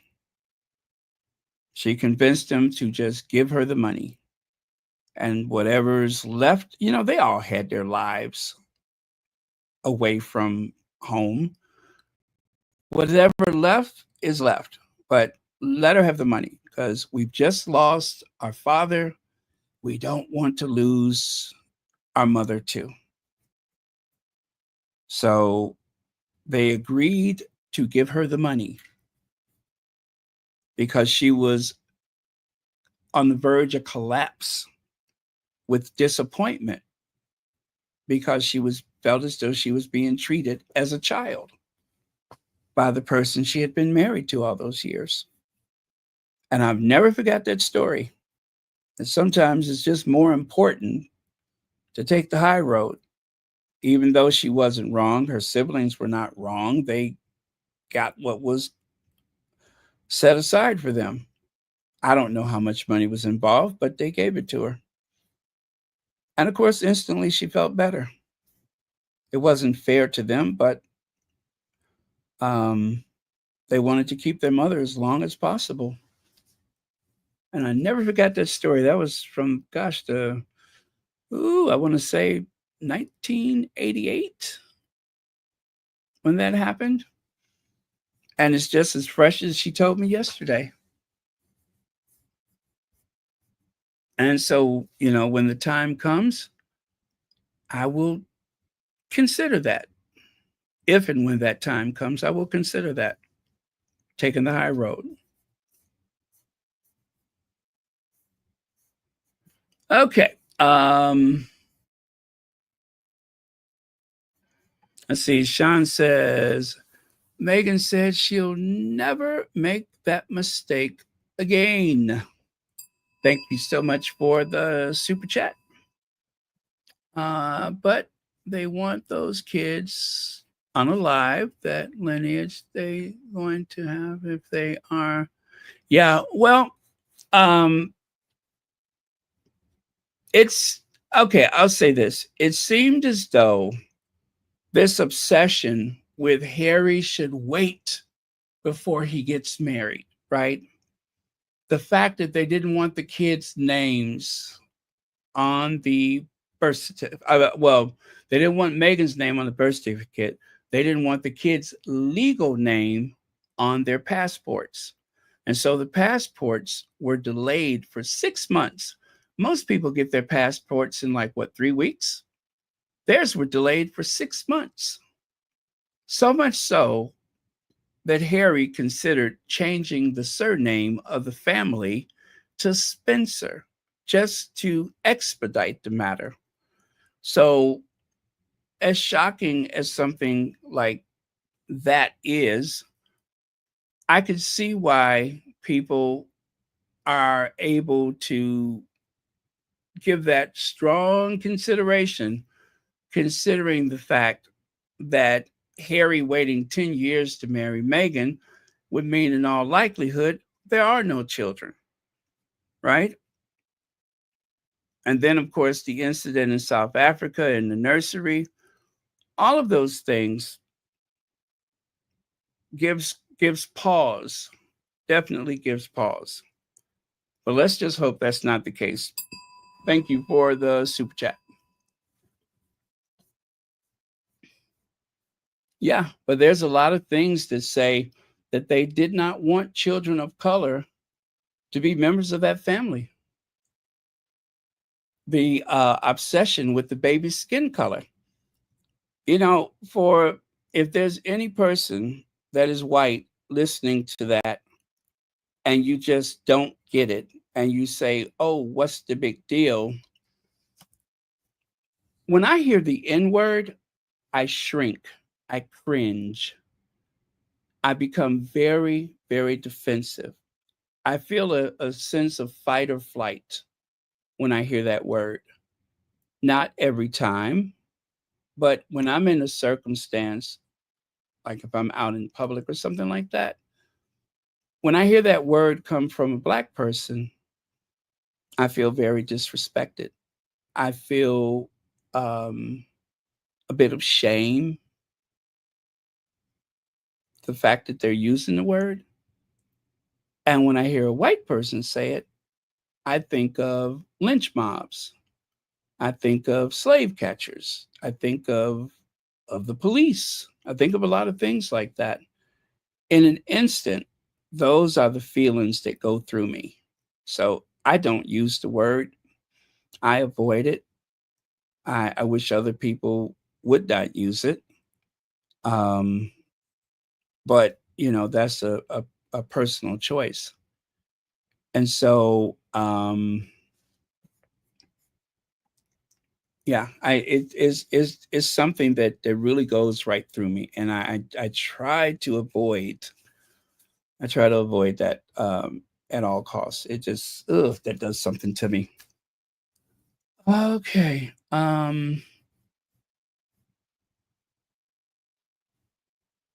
Sometimes you have to love them from a distance. Thank you, Dorothy Whitaker. Yeah. Let me see. I think it has a lot to do with Invictus. I think it has a lot to do with Invictus. It has a lot to do with the reaction of the king not showing up, especially when the king of the Netherlands showed up, when the prime minister of Canada has shown up. We've had, what was it, President Obama and Vice President Biden showed up. And you mean to tell me that the king, who is the father of the founder of Invictus, would dare not show his face? Okay. And even, let me go really deep here. Even if Charles decided to pull a Kate Middleton and try to find balance, if Charles pulls a Kate Middleton and he tries to recalibrate and just not show up, right? And that is a possibility that he could just not show up in the 11th hour. He can make an excuse not to be there. Instead of having a garden party, he could just stay home, right? But wouldn't it be easier for him to send someone else in his place because he's pulling a Kate Middleton rather than him snubbing Harry and throwing a garden party? So this could be all smoke and mirrors. Maybe this could just be a ruse so that he could seem like he's made up with Harry and he's on board. And ooh, I cannot wait to see you at the Invictus Games. Oh God, Camilla, I can't wait for the Invictus Games. And then he not show up. But as long as it seems like they're reconnecting, then he won't look as bad if he calls it off. Of course, the Sussex squad is going to call him out if he dares pull that crap. If he dares pull that crap, we're going to call him out. But it would be so much easier for him if they are seemingly repairing their differences. It's easier for him not to show up if they met and spent some time together or whatever than if he just snubs him. Um, you know what I'm saying? I think that would make it so much easier for him. With Charles, you never know. You never know. Someone can get in his ear and change the whole thing. There might be a Fortnum and Mason bag of cash somewhere that's more important than the Invictus Games. Let's see. Marjorie Austin says, I hope Harry gets his closure. I didn't speak with one of my sisters for 19 years, and now she's on dialysis and not doing well. I feel good to speak to her. Thank you so much, Marjorie, for those very wise words. And also thank you for 23 months of membership. But there is a lesson there. There is definitely a lesson. That is still his father. That is still his father. His relationship with his grandmother, she became the most important woman in his life until he met and married Meghan. She was the most important woman in his life. And she's gone. And his father at some point will also he'll be gone. His mother was the most important woman in his life for what, the first 13 years of his life, and even some years after. Her memory was still sacred. Is still sacred. So, from his point of view, that is still his parent, and he just does not want his father to leave this world without them speaking to each other. And it doesn't have anything to do with Invictus. That's still his father. He spoke so well about his father in his book, leaving just enough criticism and yet just enough possibility that they can be a family again. That is all Harry ever wanted from that clan, that family, is for them to be a family. He doesn't want the pomp and circumstance. He wants them to be a family. He believed in them.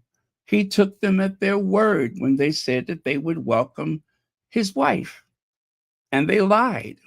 They were plotting against her from day one, especially his brother and his sister-in-law.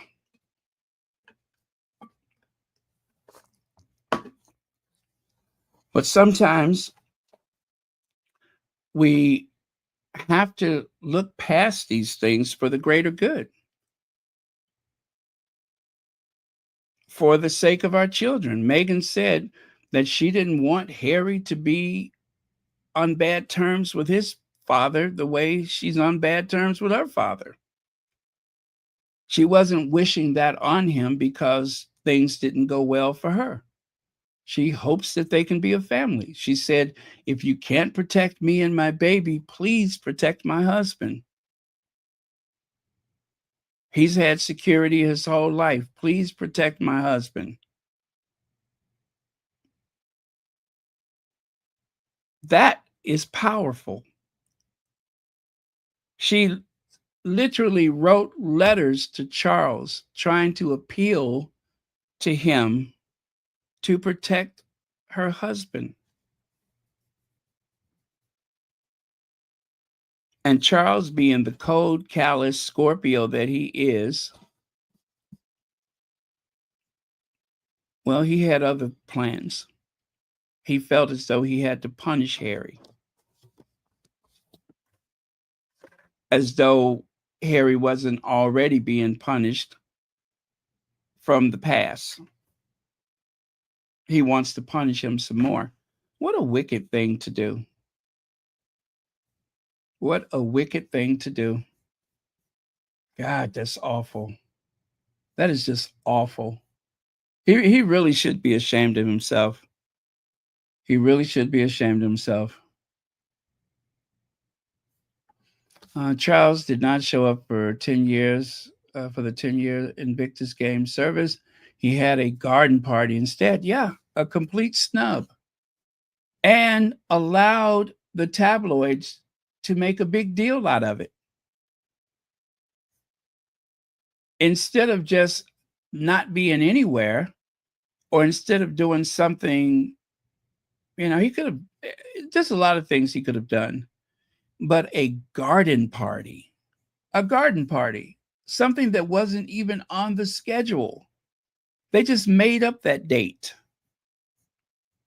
It wasn't even scheduled from the year before. They never once said that that garden party was on the schedule. And then the next go round, they have William bring out the York sisters as a show of unity and defiance. I don't know whose idea that was. And you could see they were not happy to be there. They didn't want to be a part of that circus. I'm like, God, when does it end? When does the pettiness end? Let me see. Oh, I'm sorry, not that. Where am I at here? Anna Boyd, thank you so much for the super sticker. And thank you, as always, for watching Royal Sussex.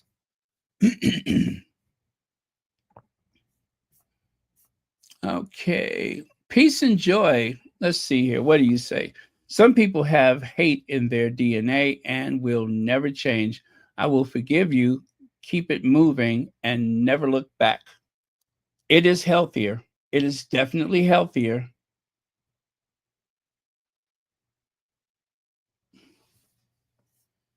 Let's see. Adrian Burrow says, I believe it's because Harry and William have a stepmother who was the cause of them being children of divorce, and Charles wanted his son to accept her whether they liked it or not.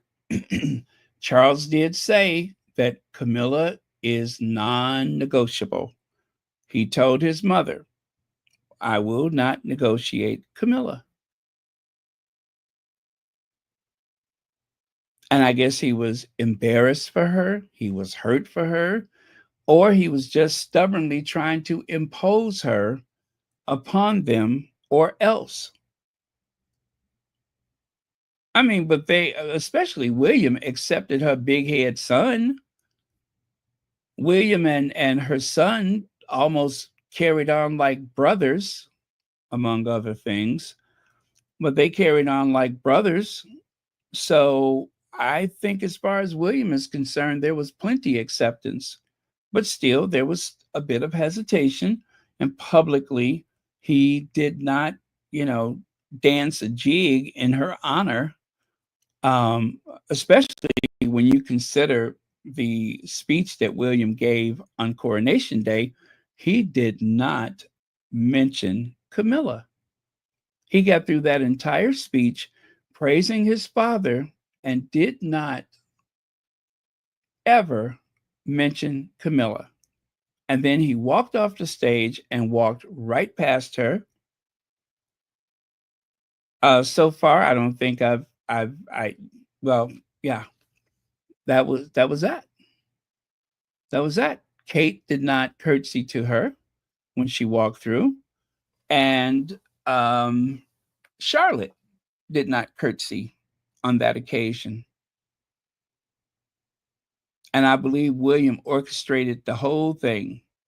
Do not curtsy, and of course he did not speak her name while he was praising his father on Coronation Day, and that was a speech he gave at the Windsor Castle concert.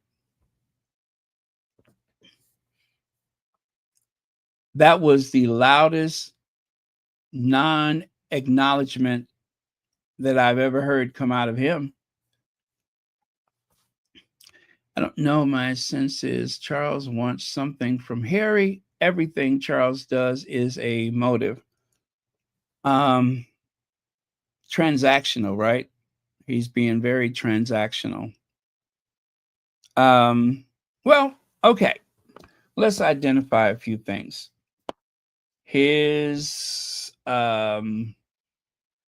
legacy, right? That's one thing. Let's just say Charles' relationship with the military. That'll be on the line if he doesn't show up for the Invictus Games.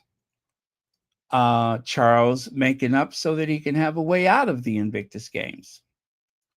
Oh gosh, what's the other one?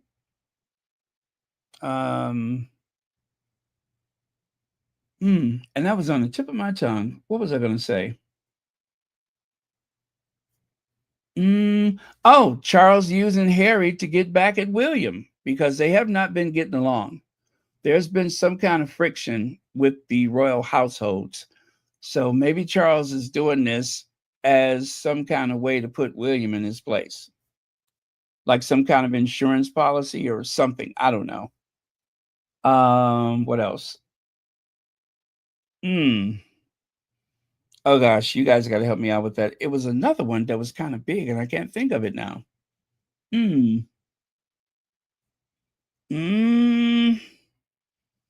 Well, it'll come back to me. Thank you for your comment. Yes, oh, transactional Charlie. Chef Sandy Love is here. My goodness, this is like a reunion. This is like the Sussex Squad reunion. Everybody's here.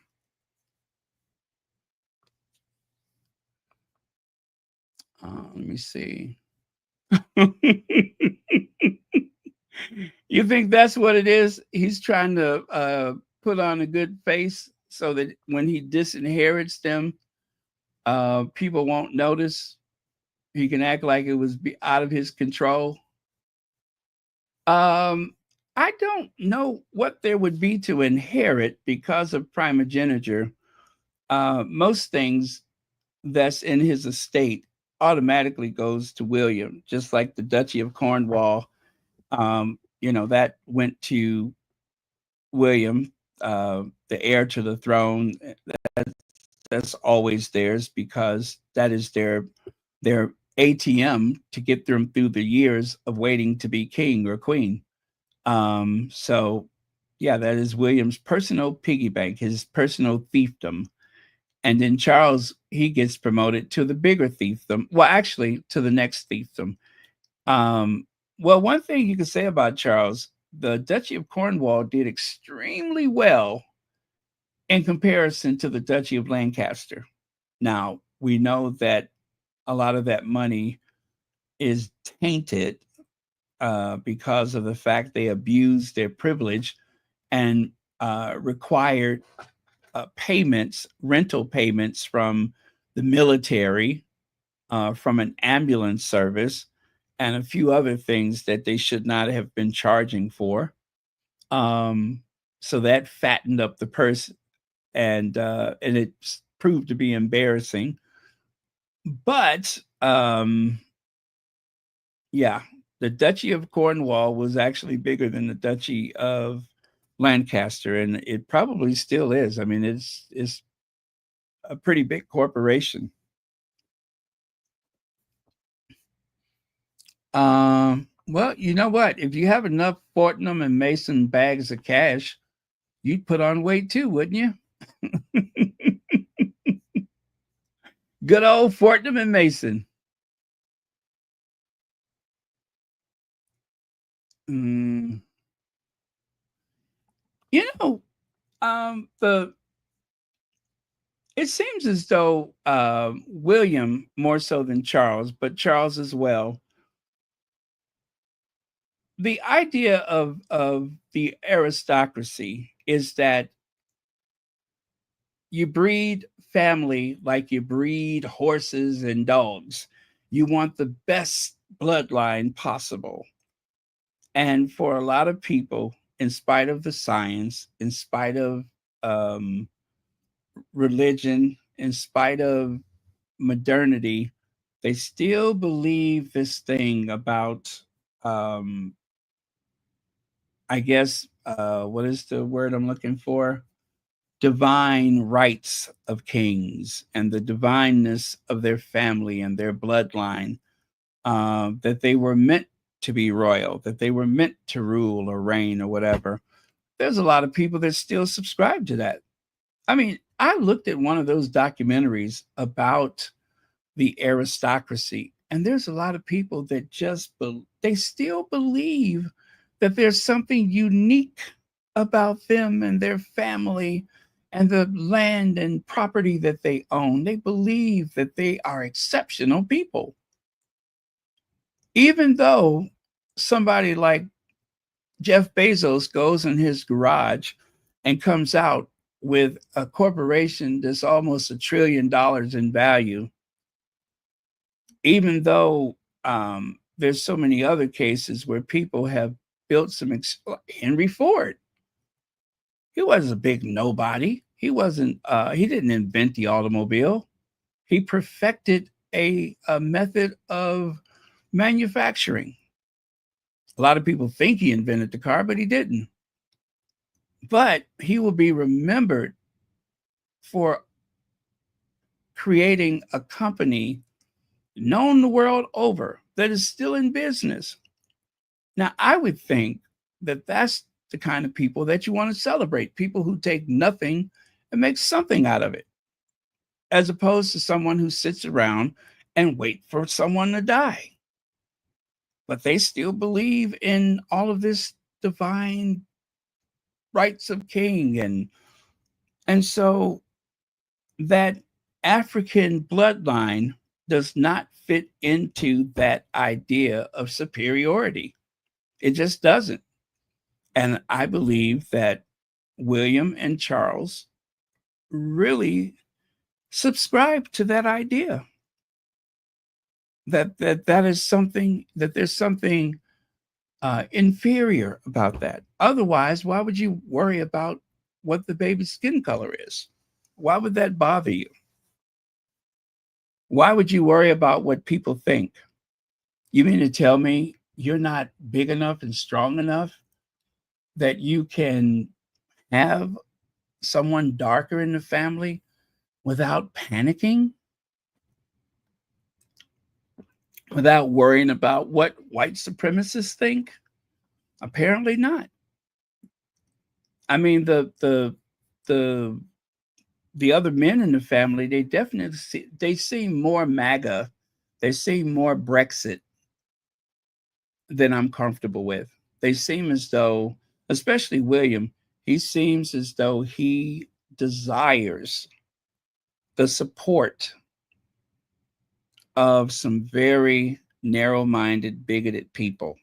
It seems like that is where he basks and enjoys his big support, and Kate too, which is why they call her that you know what Barbie, because it seems as though that is the side that they have chosen to um, to gain support, to hold on to their popularity, what there is of it. And if that's not the case, it sure looks like it. It seems like that's very important to them because, especially William and Kate, they seem to court the MAGA people. When I have gone into the social media of some of the people that have said the nastiest things about the Sussexes and their children, and I have saved quite a few screenshots, some very racist, disturbing screenshots from those people. And it's not limited to Harry and Meghan and their children. It also involves the Obamas and anybody else of color. It's not unusual to see that they have a great deal of support for the Prince and Princess of Wales, for Charles and his side piece. And they also happen to have some very racist tweets that they have liked and shared, that they have created themselves. It all goes hand in hand. And I would hate to believe that William and Kate are courting that type of support. But their mistreatment of Meghan seems to line up with that. It just seems that way to me. That if you are comfortable with the way you have treated Meghan and that you don't expect any blowback or any criticism for it, that you're going to continue to do it, then I can't help but think that you and your ideology are compatible with those kind of people. That you have the same sensibilities that they do. I mean, what else am I to think? The level of racism from the tabloid media and from the House of Windsor, as Harry said, I noticed the way people changed whenever Meghan's name was mentioned. And it wasn't changed because she's an American. It didn't change because she's an outsider. It changed because of her ethnicity. It changed because of a one drop rule. That's why it changed. And one of the reasons why it changed is because, aside from their own bias and bigotry, they also care what other people that are biased and racist and bigoted, they care what they think. They want their approval. They want to be counted among them. They want to reassure people that you can count on me to maintain the status quo. And if that's not what it is, then I need someone to tell me, what am I missing?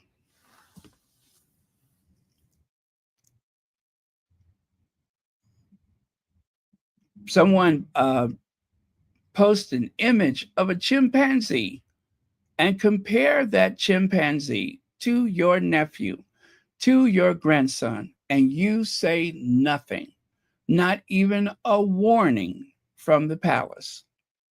You maintain chats and comments on your social media that is disparaging and even racist. But you're not. You're not racist. Why would I believe something like that? Oh boy. Hold on, you guys. I'll be right back.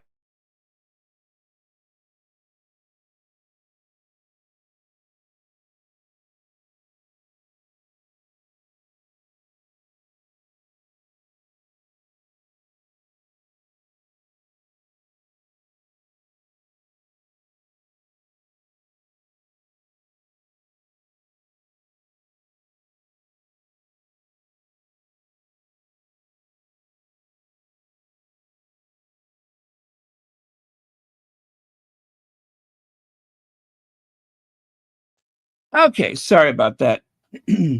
So, again, if it's not that, no, I think someone had the wrong house. I think that's what it was. Lord knows I'm not expecting anybody, but yeah, when I got there, there was nobody there, so I don't know. It's what, Saturday night? Those things happen. Um, mm. Wait, should I look out the window and see if there's a black sedan parked under the street light? Maybe I should. Okay. Oh my goodness. 2 hours and 13 minutes, and I'm only on the 11th slide. Sandringham Summit. This isn't exactly the Sandringham Summit, but what it is a step, I hope, in the right direction. I cannot promise you that this is going to be the best course to take, but I do believe that it's necessary. Um, and I pray for a good outcome. But I'm not saying that anybody should change the way they feel.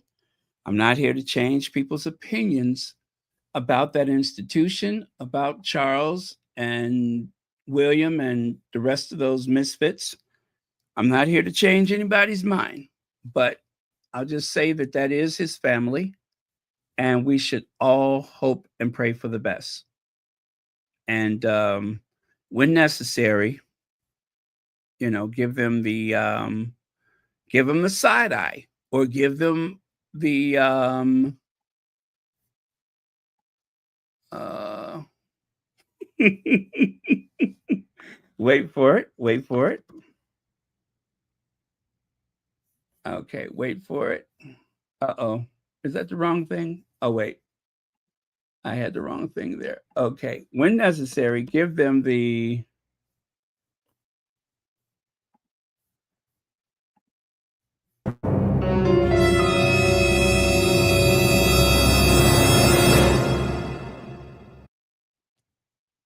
yeah, when necessary, give them the look. Yeah. Give them the look. Sometimes we just have to do that. Um, so that people know that you ain't to be effed with, right? I ain't the one, and I'm certainly not the two. You don't start none, there won't be none. And you know how I'm saying it. You know what I mean by that. Yeah. Yeah, I know you mean the side eye, just a type. Oh, right there. I got it. Got to give them the side eye. And of course, if that is not good enough, then you just have to remind them. Nobody got time for that. You just tell them ain't nobody got time for that. If you all recall the Sandringham Summit, they found a very defiant looking Queen Elizabeth. You know, that image right there, that's about the most that I've ever seen her actually resemble. What's her name that played the Queen? That's the most. You see how her chin and everything. She looks a lot like the that actress. Omen Scobie said at the time of the Sandringham Summit, um, it was oh no, this was from his book. It wasn't at the time of the summit. This is from him quoting Harry from the book Spare.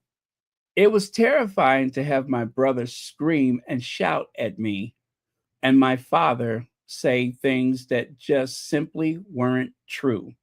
And my grandmother quietly sit there and sort of take it all in. Prince Harry on the January 2020 Sandringham Summit. That's how they, oh, Helen Mirren, thank you so much. That is the way they left things. That is the way they left things. That was the negotiation where there were 5 options and only one option that was printed. There was one inevitable outcome, and it was not the one that Harry offered.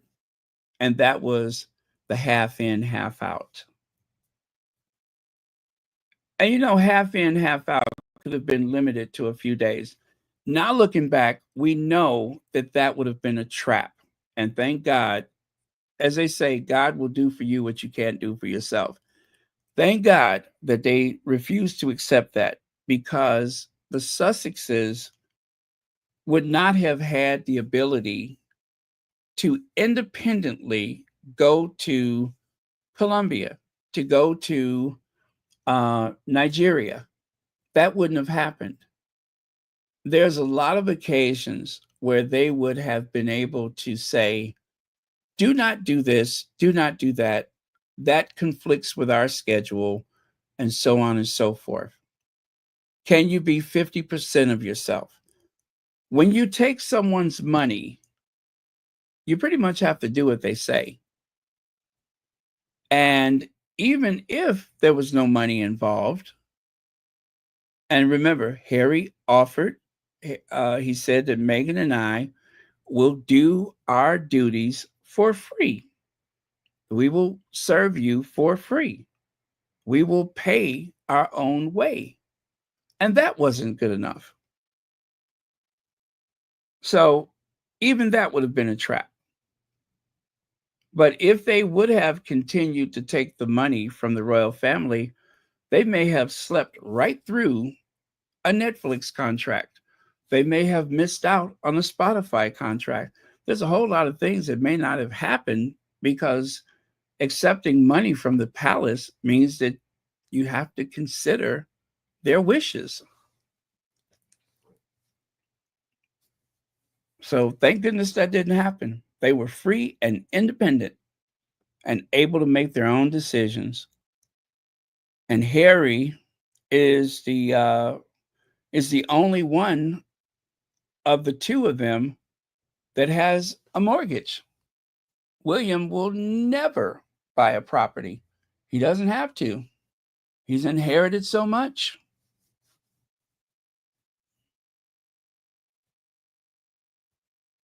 So there you go. And I think William is just jealous that Harry has been able to build a life for himself away from him and that family.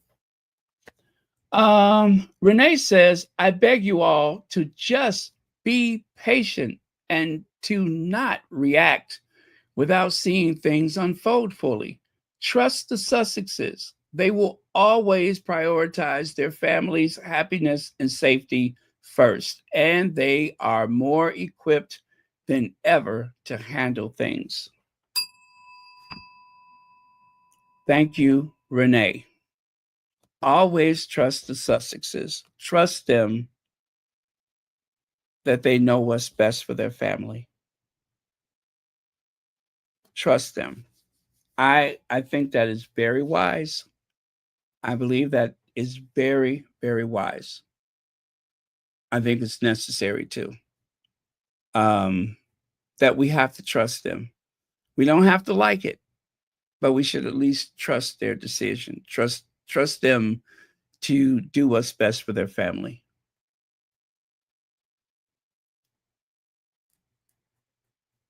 Trust the soldier.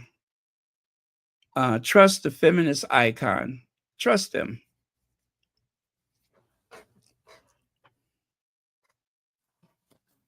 Let them sort this out. Sink or swim. They're going to do this on their own terms.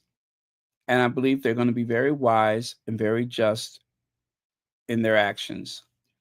Can't speak for the rest of that family, but we can at least try to be open-minded.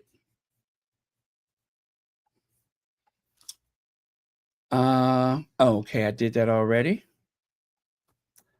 This is Charles being booed by the Republic, the people with the yellow placards with the big black letters, "Not my king," "Ditch the Duchies." And what's the other one?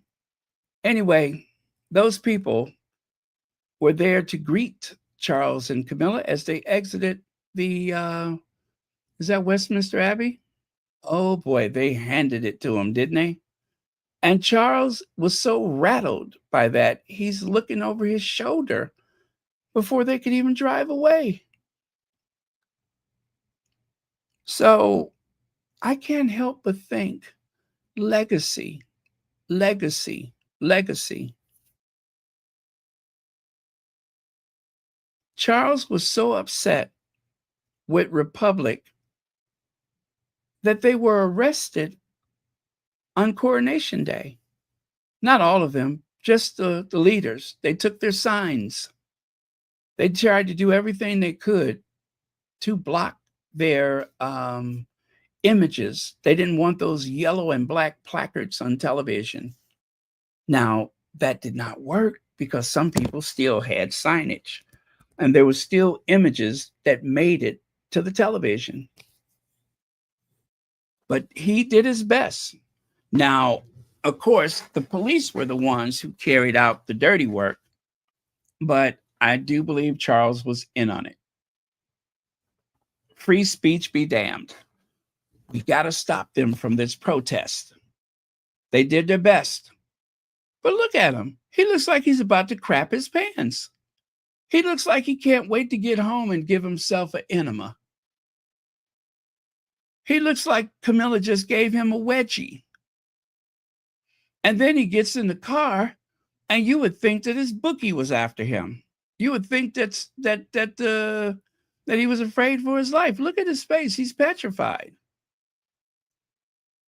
Not so tough, are we?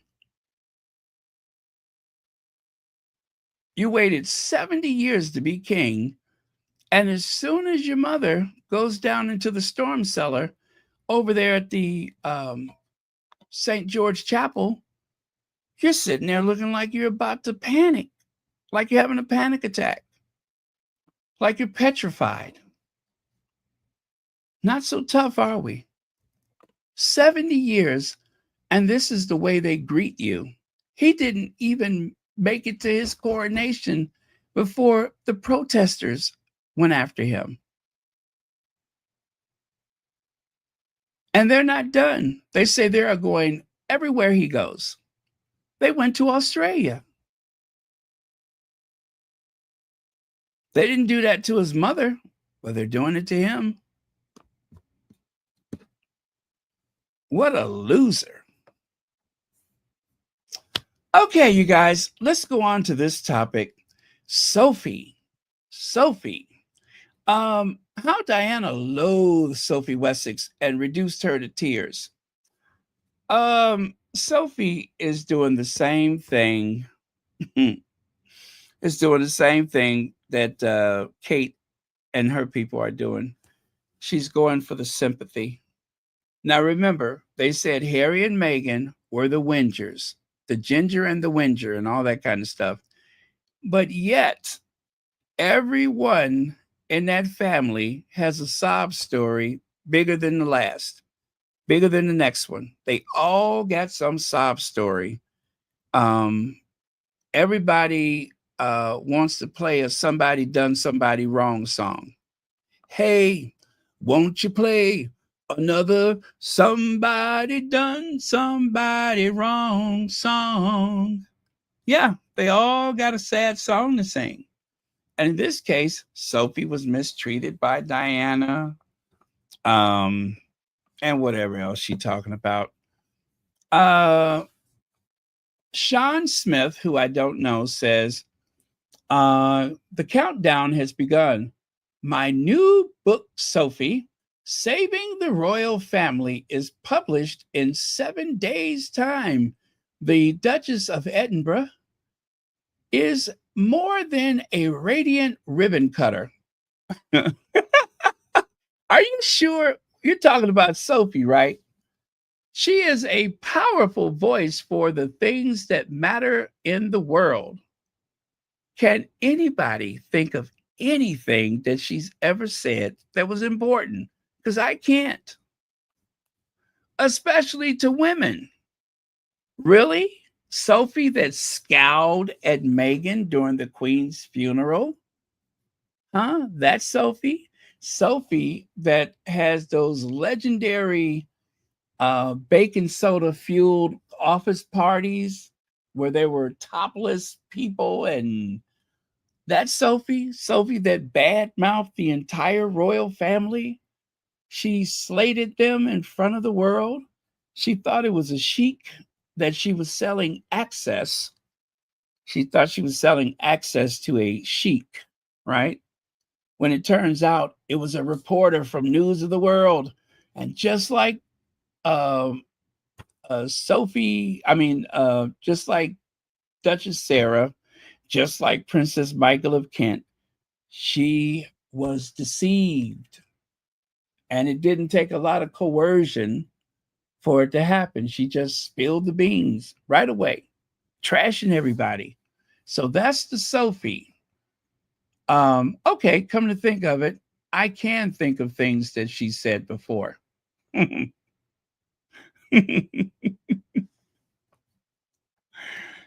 Sophie Reese Jones in the early 90s copied Diana's looks, dress sense, and mannerisms. Sophie, the woman that called Queen Elizabeth II that old dear, that Sophie? Yes, that one. That one. Yep, that one. Yep, old frumpy Sophie. Sophie who, let me see, how do I put it? Sophie who seems to start off every day every day in need of a good brassiere. That's Sophie. Swing low. Anyway, Sophie, Saving the Royal Family Must Be Read, 2025 biography from best-selling author Sean Smith. Who the devil would buy that book? I don't know who would buy that book. The Sunday Times best-selling author Sean Smith. What else has he done? Because I never heard of him. Saving the Royal Family? Oh, how thou dost protest. Sophie has become the figure within the family who is the comforter to the members and a reassuring and inspiring presence for the country. I'd be impressed if most people knew who she was, let alone who she's married to. She is a modern woman. She's a modern woman for real, for real, for real. Y'all know y'all need to stop. She's a modern woman. Oh, Lord. Let me see if I can find a picture of the modern woman. I have a picture that was taken of Sophie, and you let me know if you think she's modern. You let me know if you think she's modern. Let me see here. My goodness, I have so many to choose from. Um, y'all know what I'm looking for, though. Um, hmm, hmm. There we go. There we go. Is that modern enough for you? Huh? How modern is that? The crappy looking fancier, that apology of a dress, that's modern? Yeah. Yeah, that's modern. I mean, she looks like a fugitive from a 1940s Sears catalog. Yeah, she looks like a fugitive from a 1940s Sears catalog. Mm, mm, mm. Let me see. During some of the darkest days of the royal family, Sophie, the Duchess of Edinburgh, was quietly has quietly risen to become the respected and much loved face of the family in turmoil. And this inspiring best-selling author Sean Smith tells the remarkable story of Sophie Rees-Jones, the young woman with the winning smile who captured the heart of a prince and subsequently the nation. Who are they talking about? Who are they talking about? She's the one that if you held up her picture, they say, "Oh, what's her name? What's her name?"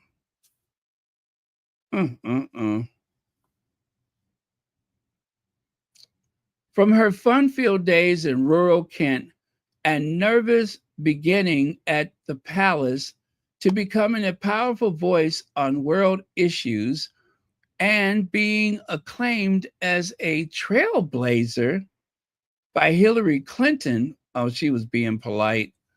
This is an intimate portrait of a woman who has made significant achievements while enduring the pressure of life as a wife, mother, and royal, whether it's keeping important secrets, and then it cuts off there.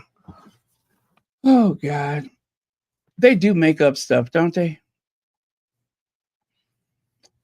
Melanated Mona says, when I talk, people say I'm a hater. I'm just watching you guys discover what has become clear to see for a while now. Anyways, when you guys are ready, you'll examine Sophie closely. But for now, enjoy your Natasha Archer discovery. Okay.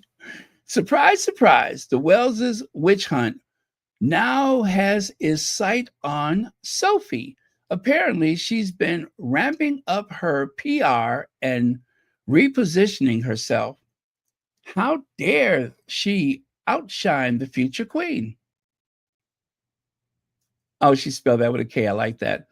Jealousy and insecurity run deep inside Willie and Kate Macbeth. Oh boy, I'm telling you guys, the Sussex squad has not disappointed today. Oh, by the way, that was Sound of Sussex, Zandy Sussex. Yeah, Zandy Sussex. Okay. Now, SK said, I just find it funny how Sophie is so manipulative and performative, and all the sycophants eat it all up. Sophie here busy generating herself some good headlines, and they are addressing it as a caring hand only when millions are watching. The secret weapon is on the move. The secret weapon is on the move. I love it. I love it. Okay, now I want you to notice the date. That was November 17th, 2024. Fast forward to today. SK said the Wells' sycophants are only seeing it now. In that family, it's dog eat dog kind of life. So now the new target is Fiesta. Happy hunting.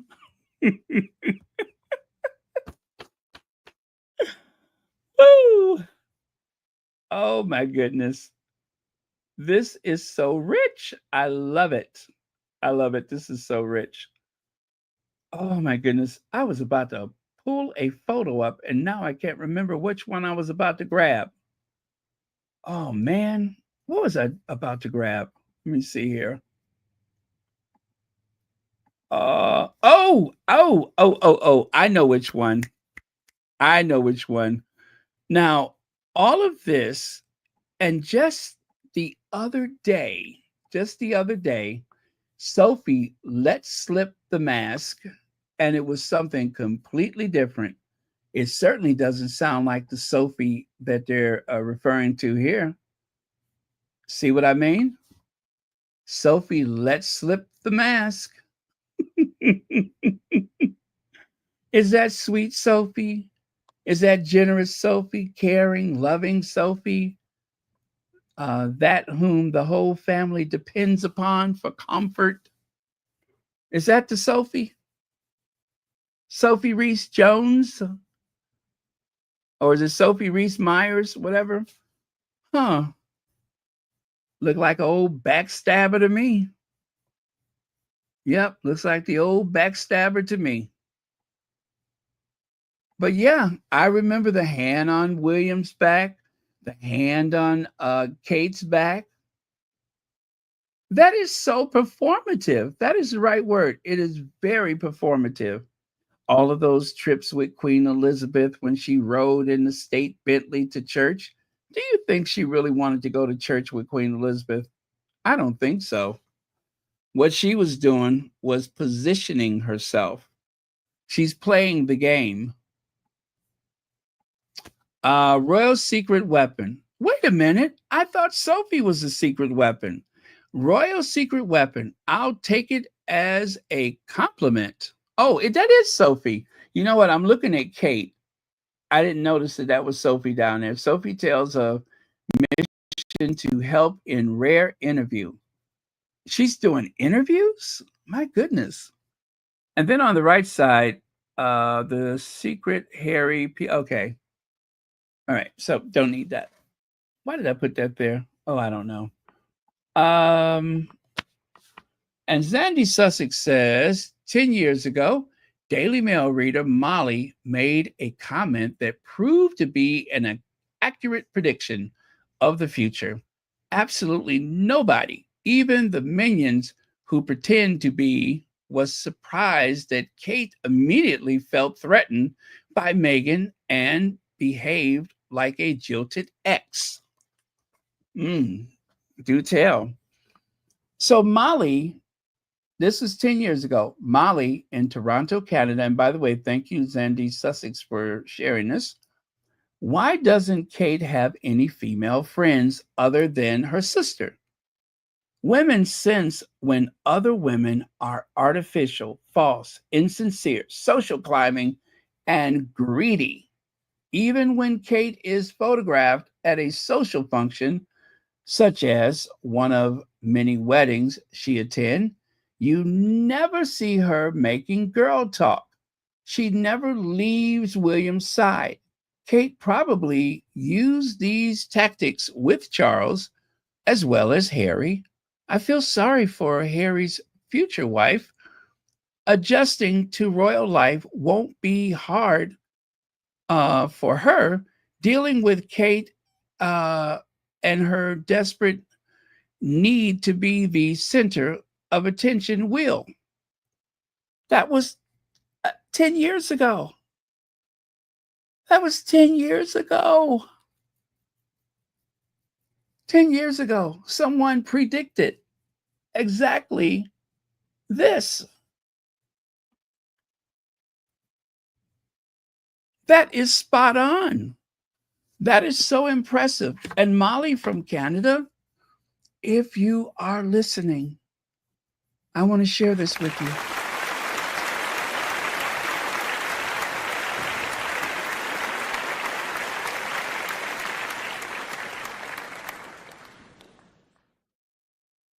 Wow. Wow. Just wow. That was so accurate. I'm impressed. I am super impressed by that. That was knocking it right out the park. That was a home run. Harry was Kate's bestie. You said that at just the right time. There's Kate leaning on Harry. That was back in 2008.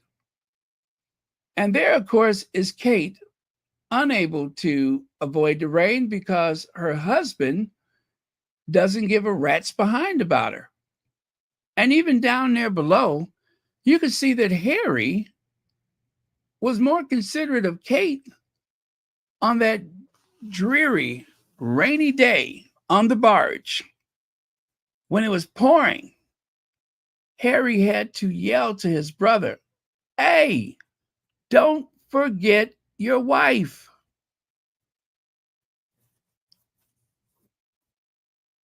Wow. But we should not be surprised because William has done this on several occasions. And you know who else has done things like that? Donald J. Trump. Donald J. Trump. I could say this much. He's better now. I mean, he should be. He's almost 80 years old. But that is something that he has done also. Wow. And they seem to have the same audience, don't they? So when you think about it, yeah, you're absolutely right. You're absolutely right. Now, of course, I've shared the same photo several times in the last few days. I will share it again. And there you have it. There you have it. Uh-oh, where did it go? There it is. There it is. There's William and his pregnant wife exiting a private plane where they hopped over to, I think it was Norway, to visit with distant cousins. And poor pregnant Kate has to navigate the steps herself. Notice she's not smiling. She's not smiling. How humiliating. How embarrassing. What does one parents think when they see that their son-in-law jumped off the plane and left her behind like this? Embarrassing. Are you really that excited? I guess so. Anyway, but back to this. And then there's these curious photos. Kate, that kind of reminds me of the Wimbledon with Roger Federer. That's what it reminds me of, the way she carried on in Wimbledon. Oh my goodness. What is she thinking? What is she thinking with that little baby brain of hers? What is she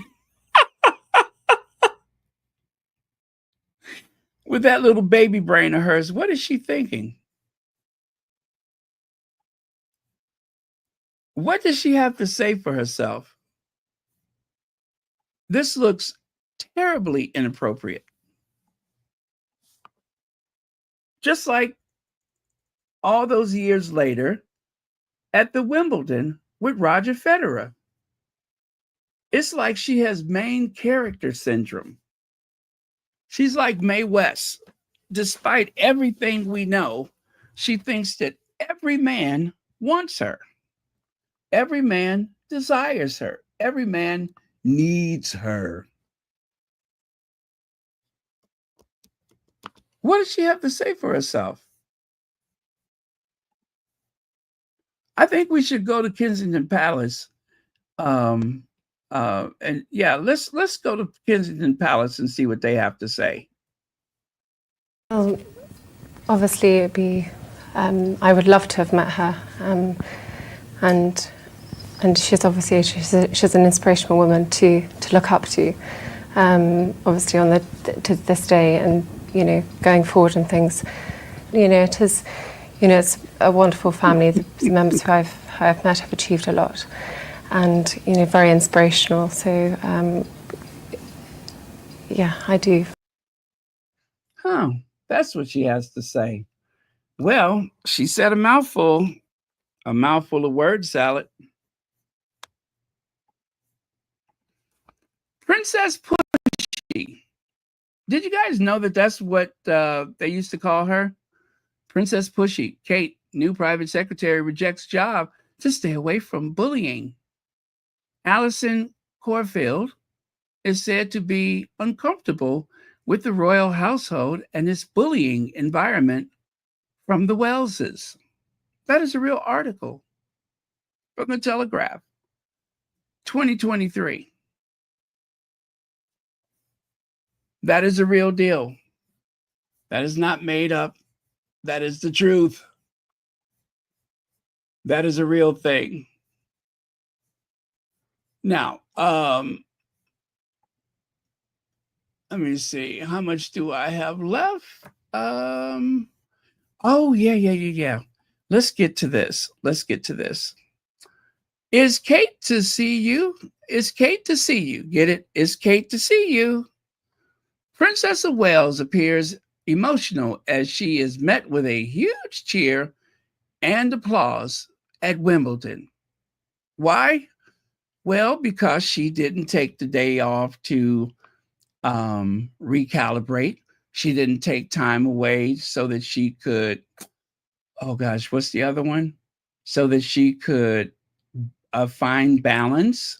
No, it was a foregone conclusion that she definitely was going to make it to Wimbledon.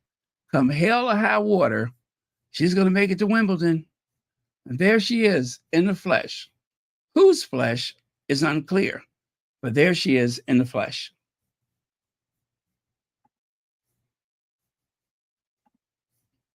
And speaking of flesh, I don't know what was happening here. Did a cable break? Is something leaking? Did something shift? Because sometimes things migrate when you've had a treatment, if you know what I mean. If you picking up what I'm putting down, sometimes things can shift. Like they say when you buy your cereal, some product may have shifted during transport, but the weight and volume is still the same. I think that's maybe what's happening there. It would have been very odd if she had to excuse herself and she was holding her face as she quickly exited the stadium. But no, I'm not sure what happened there, but maybe she was feeling a little insecure. But why would she feel insecure? Oh, yeah, that's why. Yeah, that's why. That's why she would feel insecure. Because the opposite of that is this, right? And somehow they managed to turn this into this. So, yeah, that's a good reason to feel insecure. Oh, man, I am so bad today, you guys. I got to stop. I'm having way too much fun. Um, And also, it would not be complete if some child, some anonymous child who would rather be with their parents, is not summoned so that they can have a receiving line. And it checks the boxes, doesn't it? Black people, children, check. Let me see. Is there any demographic that's missing? No, the two most important is there: Black people and children. And for extra points, Black children. Well, they couldn't find any Black children, so they had to settle with her and find two Black adults and have them greet her. So, but where's the rest of the receiving line? Where are the VIPs? Huh, that's interesting. Anyway, you guys, I am done. Thank you all so much. It has been a pleasure as usual. I didn't know that we would be here for 3 hours, but oh, we had a lot to get to. I hope that you all will remember to try to be as open minded as possible with whatever is to come of this summit. There is the possibility that nothing will happen, but that is a long way to travel for nothing. So let's be prepared for whatever, but let's pray and hope for the best. Yeah, I think that's fair. Good night, Jacqueline Rippey. I'm going to hang out for a minute and catch your closing remarks. Legs, where have you been? Where have you been? We have really been digging into it. Oh my goodness. You know what? I'm going to have to stay on for another 3 hours. We're just going to have to do it all over again. Well, Legs, I'm pretty sure you know what the thing is today. This summit. Before I go, I would please like to hear your thoughts about it. Oh, Sonia Johnson, thank you so much for that.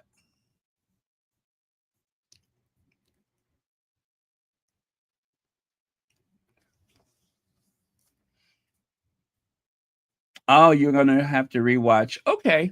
Well, I'll tell you what, because it is Sunday, we're going to review the week. So we will be more than prepared for whatever you want to share tomorrow.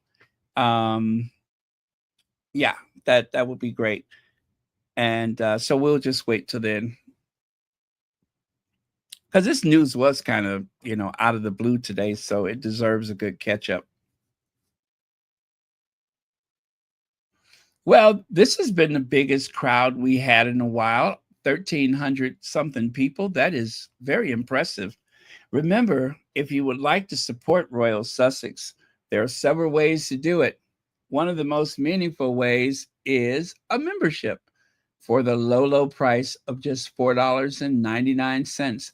That is how much you would spend on a price for a cup of coffee, right? A cup of coffee once a month. You can donate 1 cup of coffee once a month, just $4.99. Look at it like that. And that will help support this channel.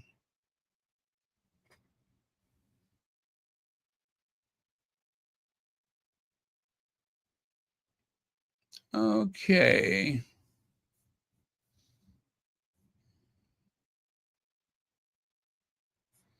Well, I won't spoil it for you. After you review it, we'll try to sort that out tomorrow. Is that fair? Because I cannot wait to hear what you have to say. But it is interesting how this happened. This is a private club. This is a grade 1 listed property, a private club. And somehow they just seem to know where the action was. Very interesting. Oh, and you guys, please make sure you're watching Gilded. age. The last episode, I probably will watch it again, and it had to do with colorism. It had to do with colorism. I did not know they were going to go there. Felicia Rashad was masterful as she was throwing shade at Peggy Scott's father. It was a magnificent performance. Very, very interesting topic. And a lot of people have been talking about it on social media. So um, it's a education on the Black elite of the day. I actually met Linda Johnson Rice, whose father, John Johnson, was the founder and publisher of the Ebony and Jet magazine, owner of the Fashion Fair cosmetic line. Um, what an amazing, extraordinary man he was. Um, and Linda, I I got very familiar with her very fast. I told her, I said, "You have such beautiful skin." I said, "That is the first thing I notice on people is how beautiful their skin is, and you are flawless." She was like, "Thank you." But yeah, she was very nice, very very nice lady.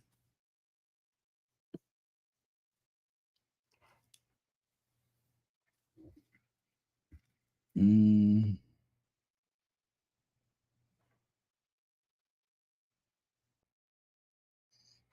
What is that old saying? Your apology should be as loud as your offense, or your whatever.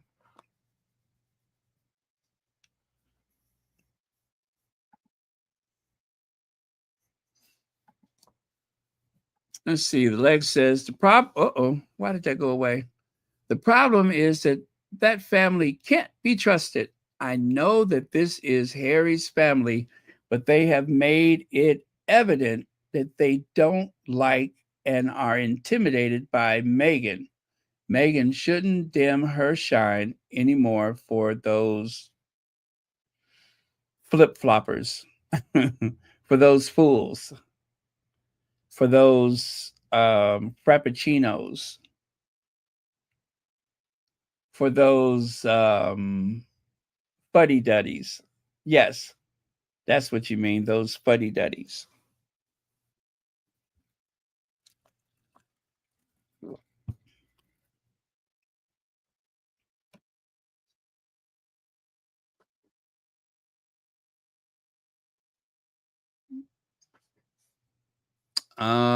Okay, Charles is trying to wash that stench of racism off his behind. Not going to happen.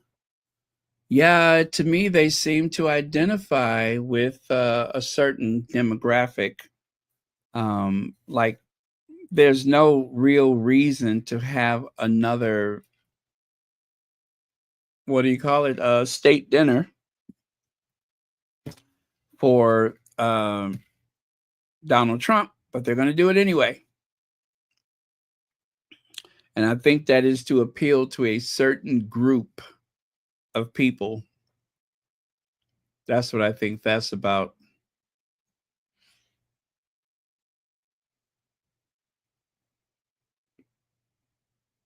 Clearly, that is the purpose for it.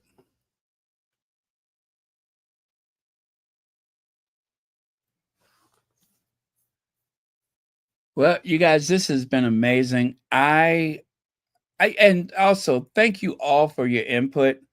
Even if we don't agree, uh, everybody's opinion is valued. Um, yeah, everybody's opinion is just as valuable as the next. Um, yeah, I do believe that.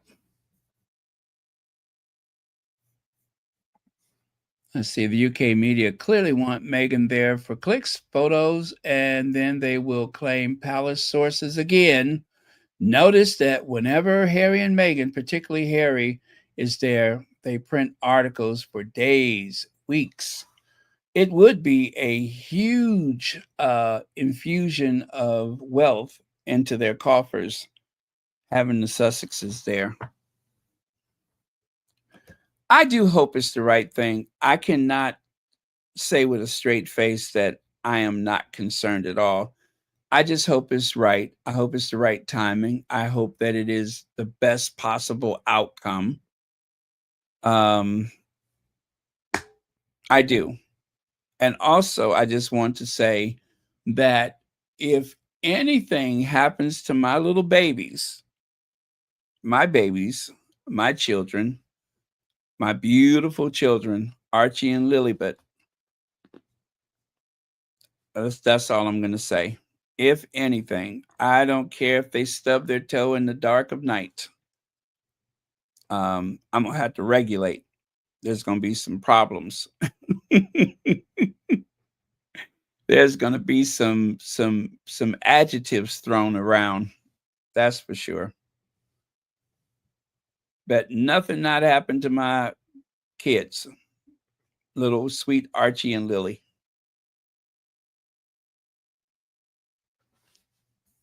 Whatever they're trying to con them into to get them over there to give them a false sense of security. Long as those kids are safe, that's all I'm saying. Do not mess with our kids.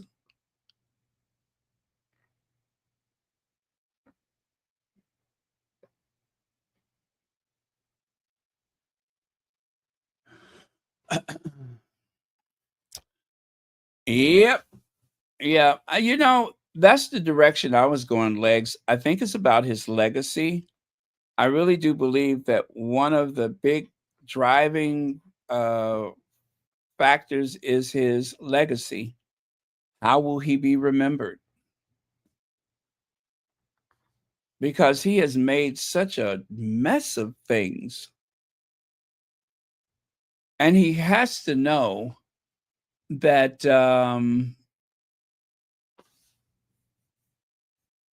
that he will his legacy probably won't be any greater than that of his mother's, and she was on the throne for 70 years. And life moved on. Practically, I think people were genuinely shocked because we had never known any other queen before. I mean, Queen Elizabeth was not just the Queen of England, not just the Queen of the United Kingdom or Wales or Scotland and Northern Ireland. She was the Queen. Any place in the US, if I say royal family, they come up. If I say the Queen, she comes up. That's the way it's been. So, how many people have lived and died and they've never known any other monarch? And yet, within a very short period of time, after making her funeral about Harry and Meghan, it's almost as though she's never been. I hate to say it, but who? Who?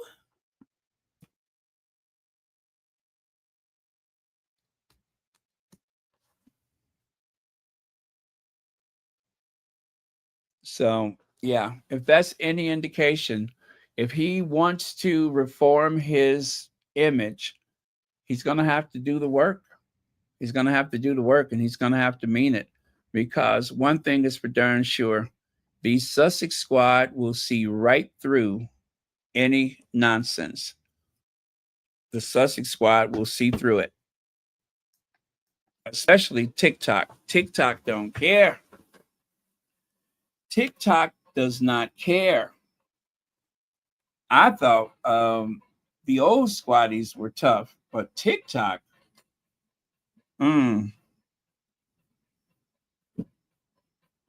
TikTok is so strong that it changed a lot of. TikTok changed the Middle East. That's how strong TikTok is. TikTok has made topics that were off the table, topics that would have gotten you in trouble not so long ago, thanks to the TikTokers, it's common knowledge. It's topic for conversation everywhere. Those kids on TikTok are fearless. That's why they invited them to the garden party last time, because TikTok is powerful and they want those TikTokers on their side.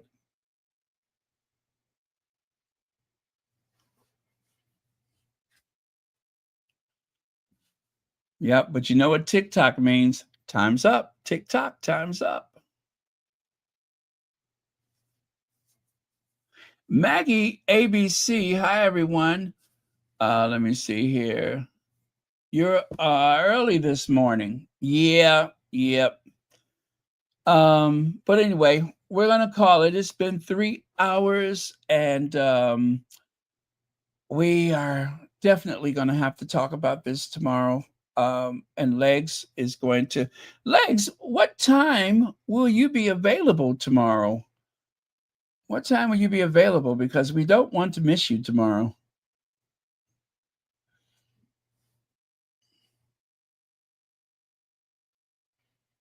Let me see. Yeah, I don't want to go on so late, but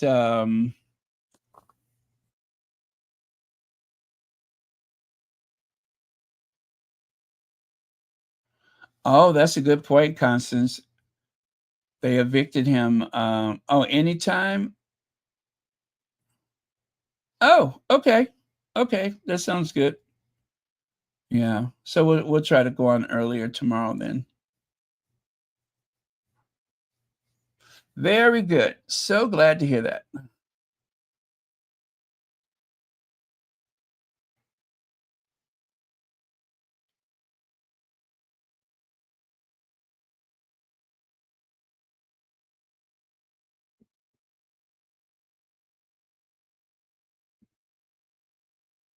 Oh, by the way, you guys, you all know I was dog sitting this week, right? She's gone.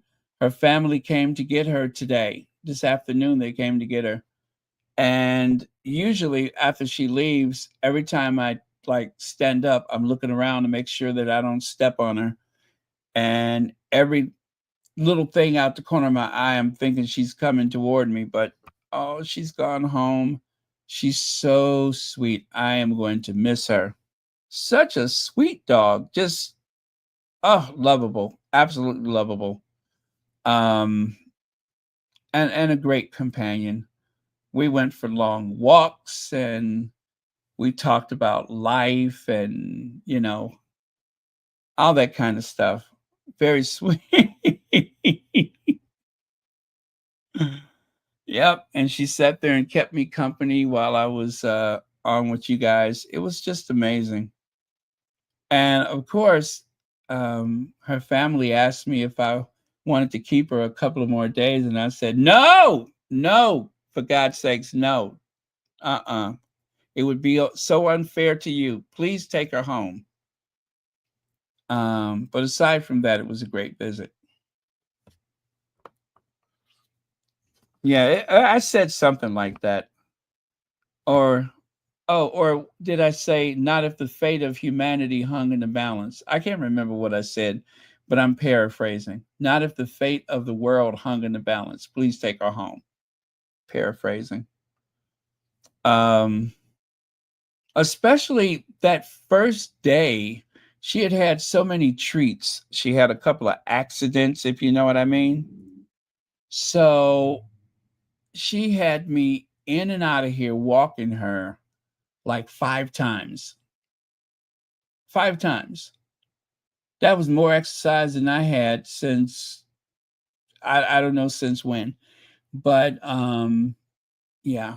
And I couldn't say anything because listen, she ain't no more or less reliable than I am. She ain't no more, no less reliable than I am. So I couldn't say anything. Where that's concerned, we have so much in common. But yeah, I'm gonna miss her. So sweet. You know, I withheld the treats after she, got sick. I withheld the treats and I slowly introduced them to her again. But I had to withhold the treats because I didn't want to have a problem. So, yeah, but very, very sweet.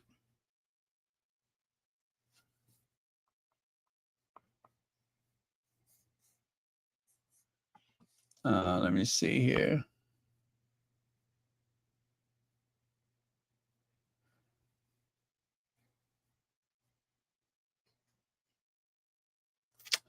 That's interesting. That is interesting.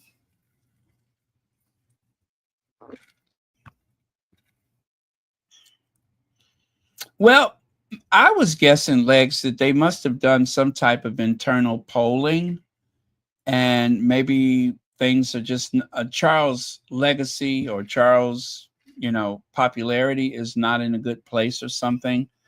I I really don't know what the motivation is all of a sudden, but for her to travel, the lady here, for her to travel all the way from Los Angeles. Now they said that what's her name, Meredith Maines. They said that she was also there to meet with the Sussex's team in London, their PR team, and so this would be the first time since taking on the role that she had a chance to meet the team over there. I hope that they can do some extraordinary things, even if there is no apology, even if they never make up. I'm hoping that Meredith and the rest of the team can do some stuff to make things a lot smoother for the Sussexes. I want them to be able to earn as much as they can to do the great work that they've always done. I want them to just have some of that pressure off because they're going to do some extraordinary things. They already have, and they will continue to do some extraordinary things. I would like to see that happen without so much noise, without so much distraction. And if having some kind of something with those left behind royals can help facilitate that, then it's up to Harry and Meghan to decide if it's worth the risk, right? If it's worth the effort.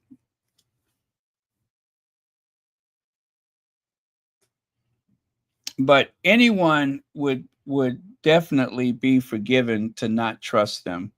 Um, how can you trust them? How can you? Um, One of the truest things that Meghan ever said was they would be willing to lie to protect other members of the family, but they won't tell the truth to protect me and my husband. And I believe her.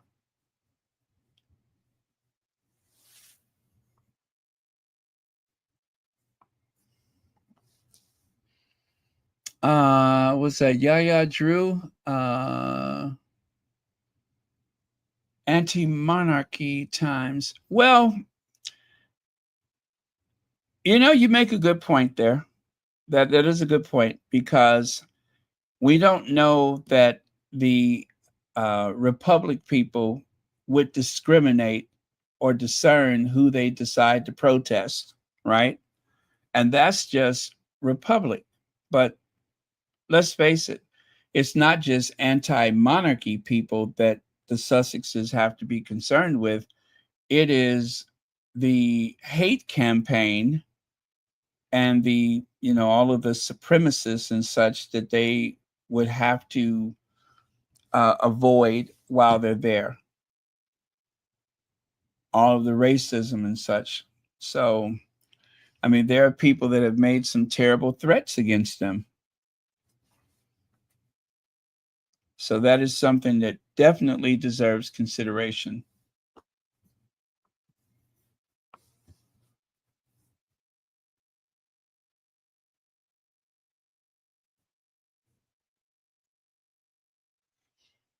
But in time, there will be more light shed. I hope that we don't have to hear the media spin or even the palace spin. I hope whatever comes out is truthful and not something made up. I do worry about that, is whether or not whatever response that comes out of this, I hope that it's truthful, because it would not be unusual for them to, like, for instance, if the negotiation should collapse, the first thing that they're going to do is blame the Sussexes, right? They're going to put everything on Harry and Meghan.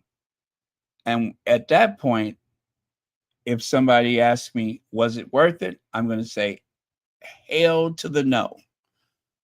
Absolutely not. Because that outcome almost seems inevitable. But if it works out, what is that they say? Victory has many fathers and defeat is an orphan. So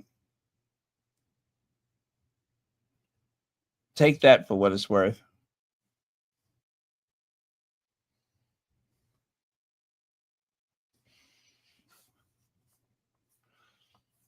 What is your avatar? Are those kinky boots? Are those purple boots? That is cute. I love it. Purple boots.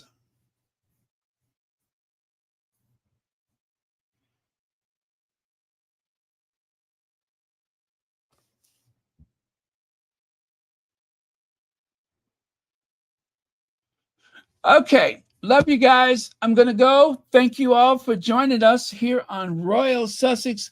Thank you, moderators, as always, for keeping this the safe space that it has been and will continue to be a safe space. Also, our prayers for the Lady Sussex. By chance, if you're listening, do know that we have definitely kept you in our thoughts and our prayers. And of course, your family. That includes George and Charles. Yeah, and we miss you all. So hopefully, whenever things are different, we can hear your voices again. That would be so great. But all things in time, all things come in the right time. Yeah. Okay. Cheers. Good night.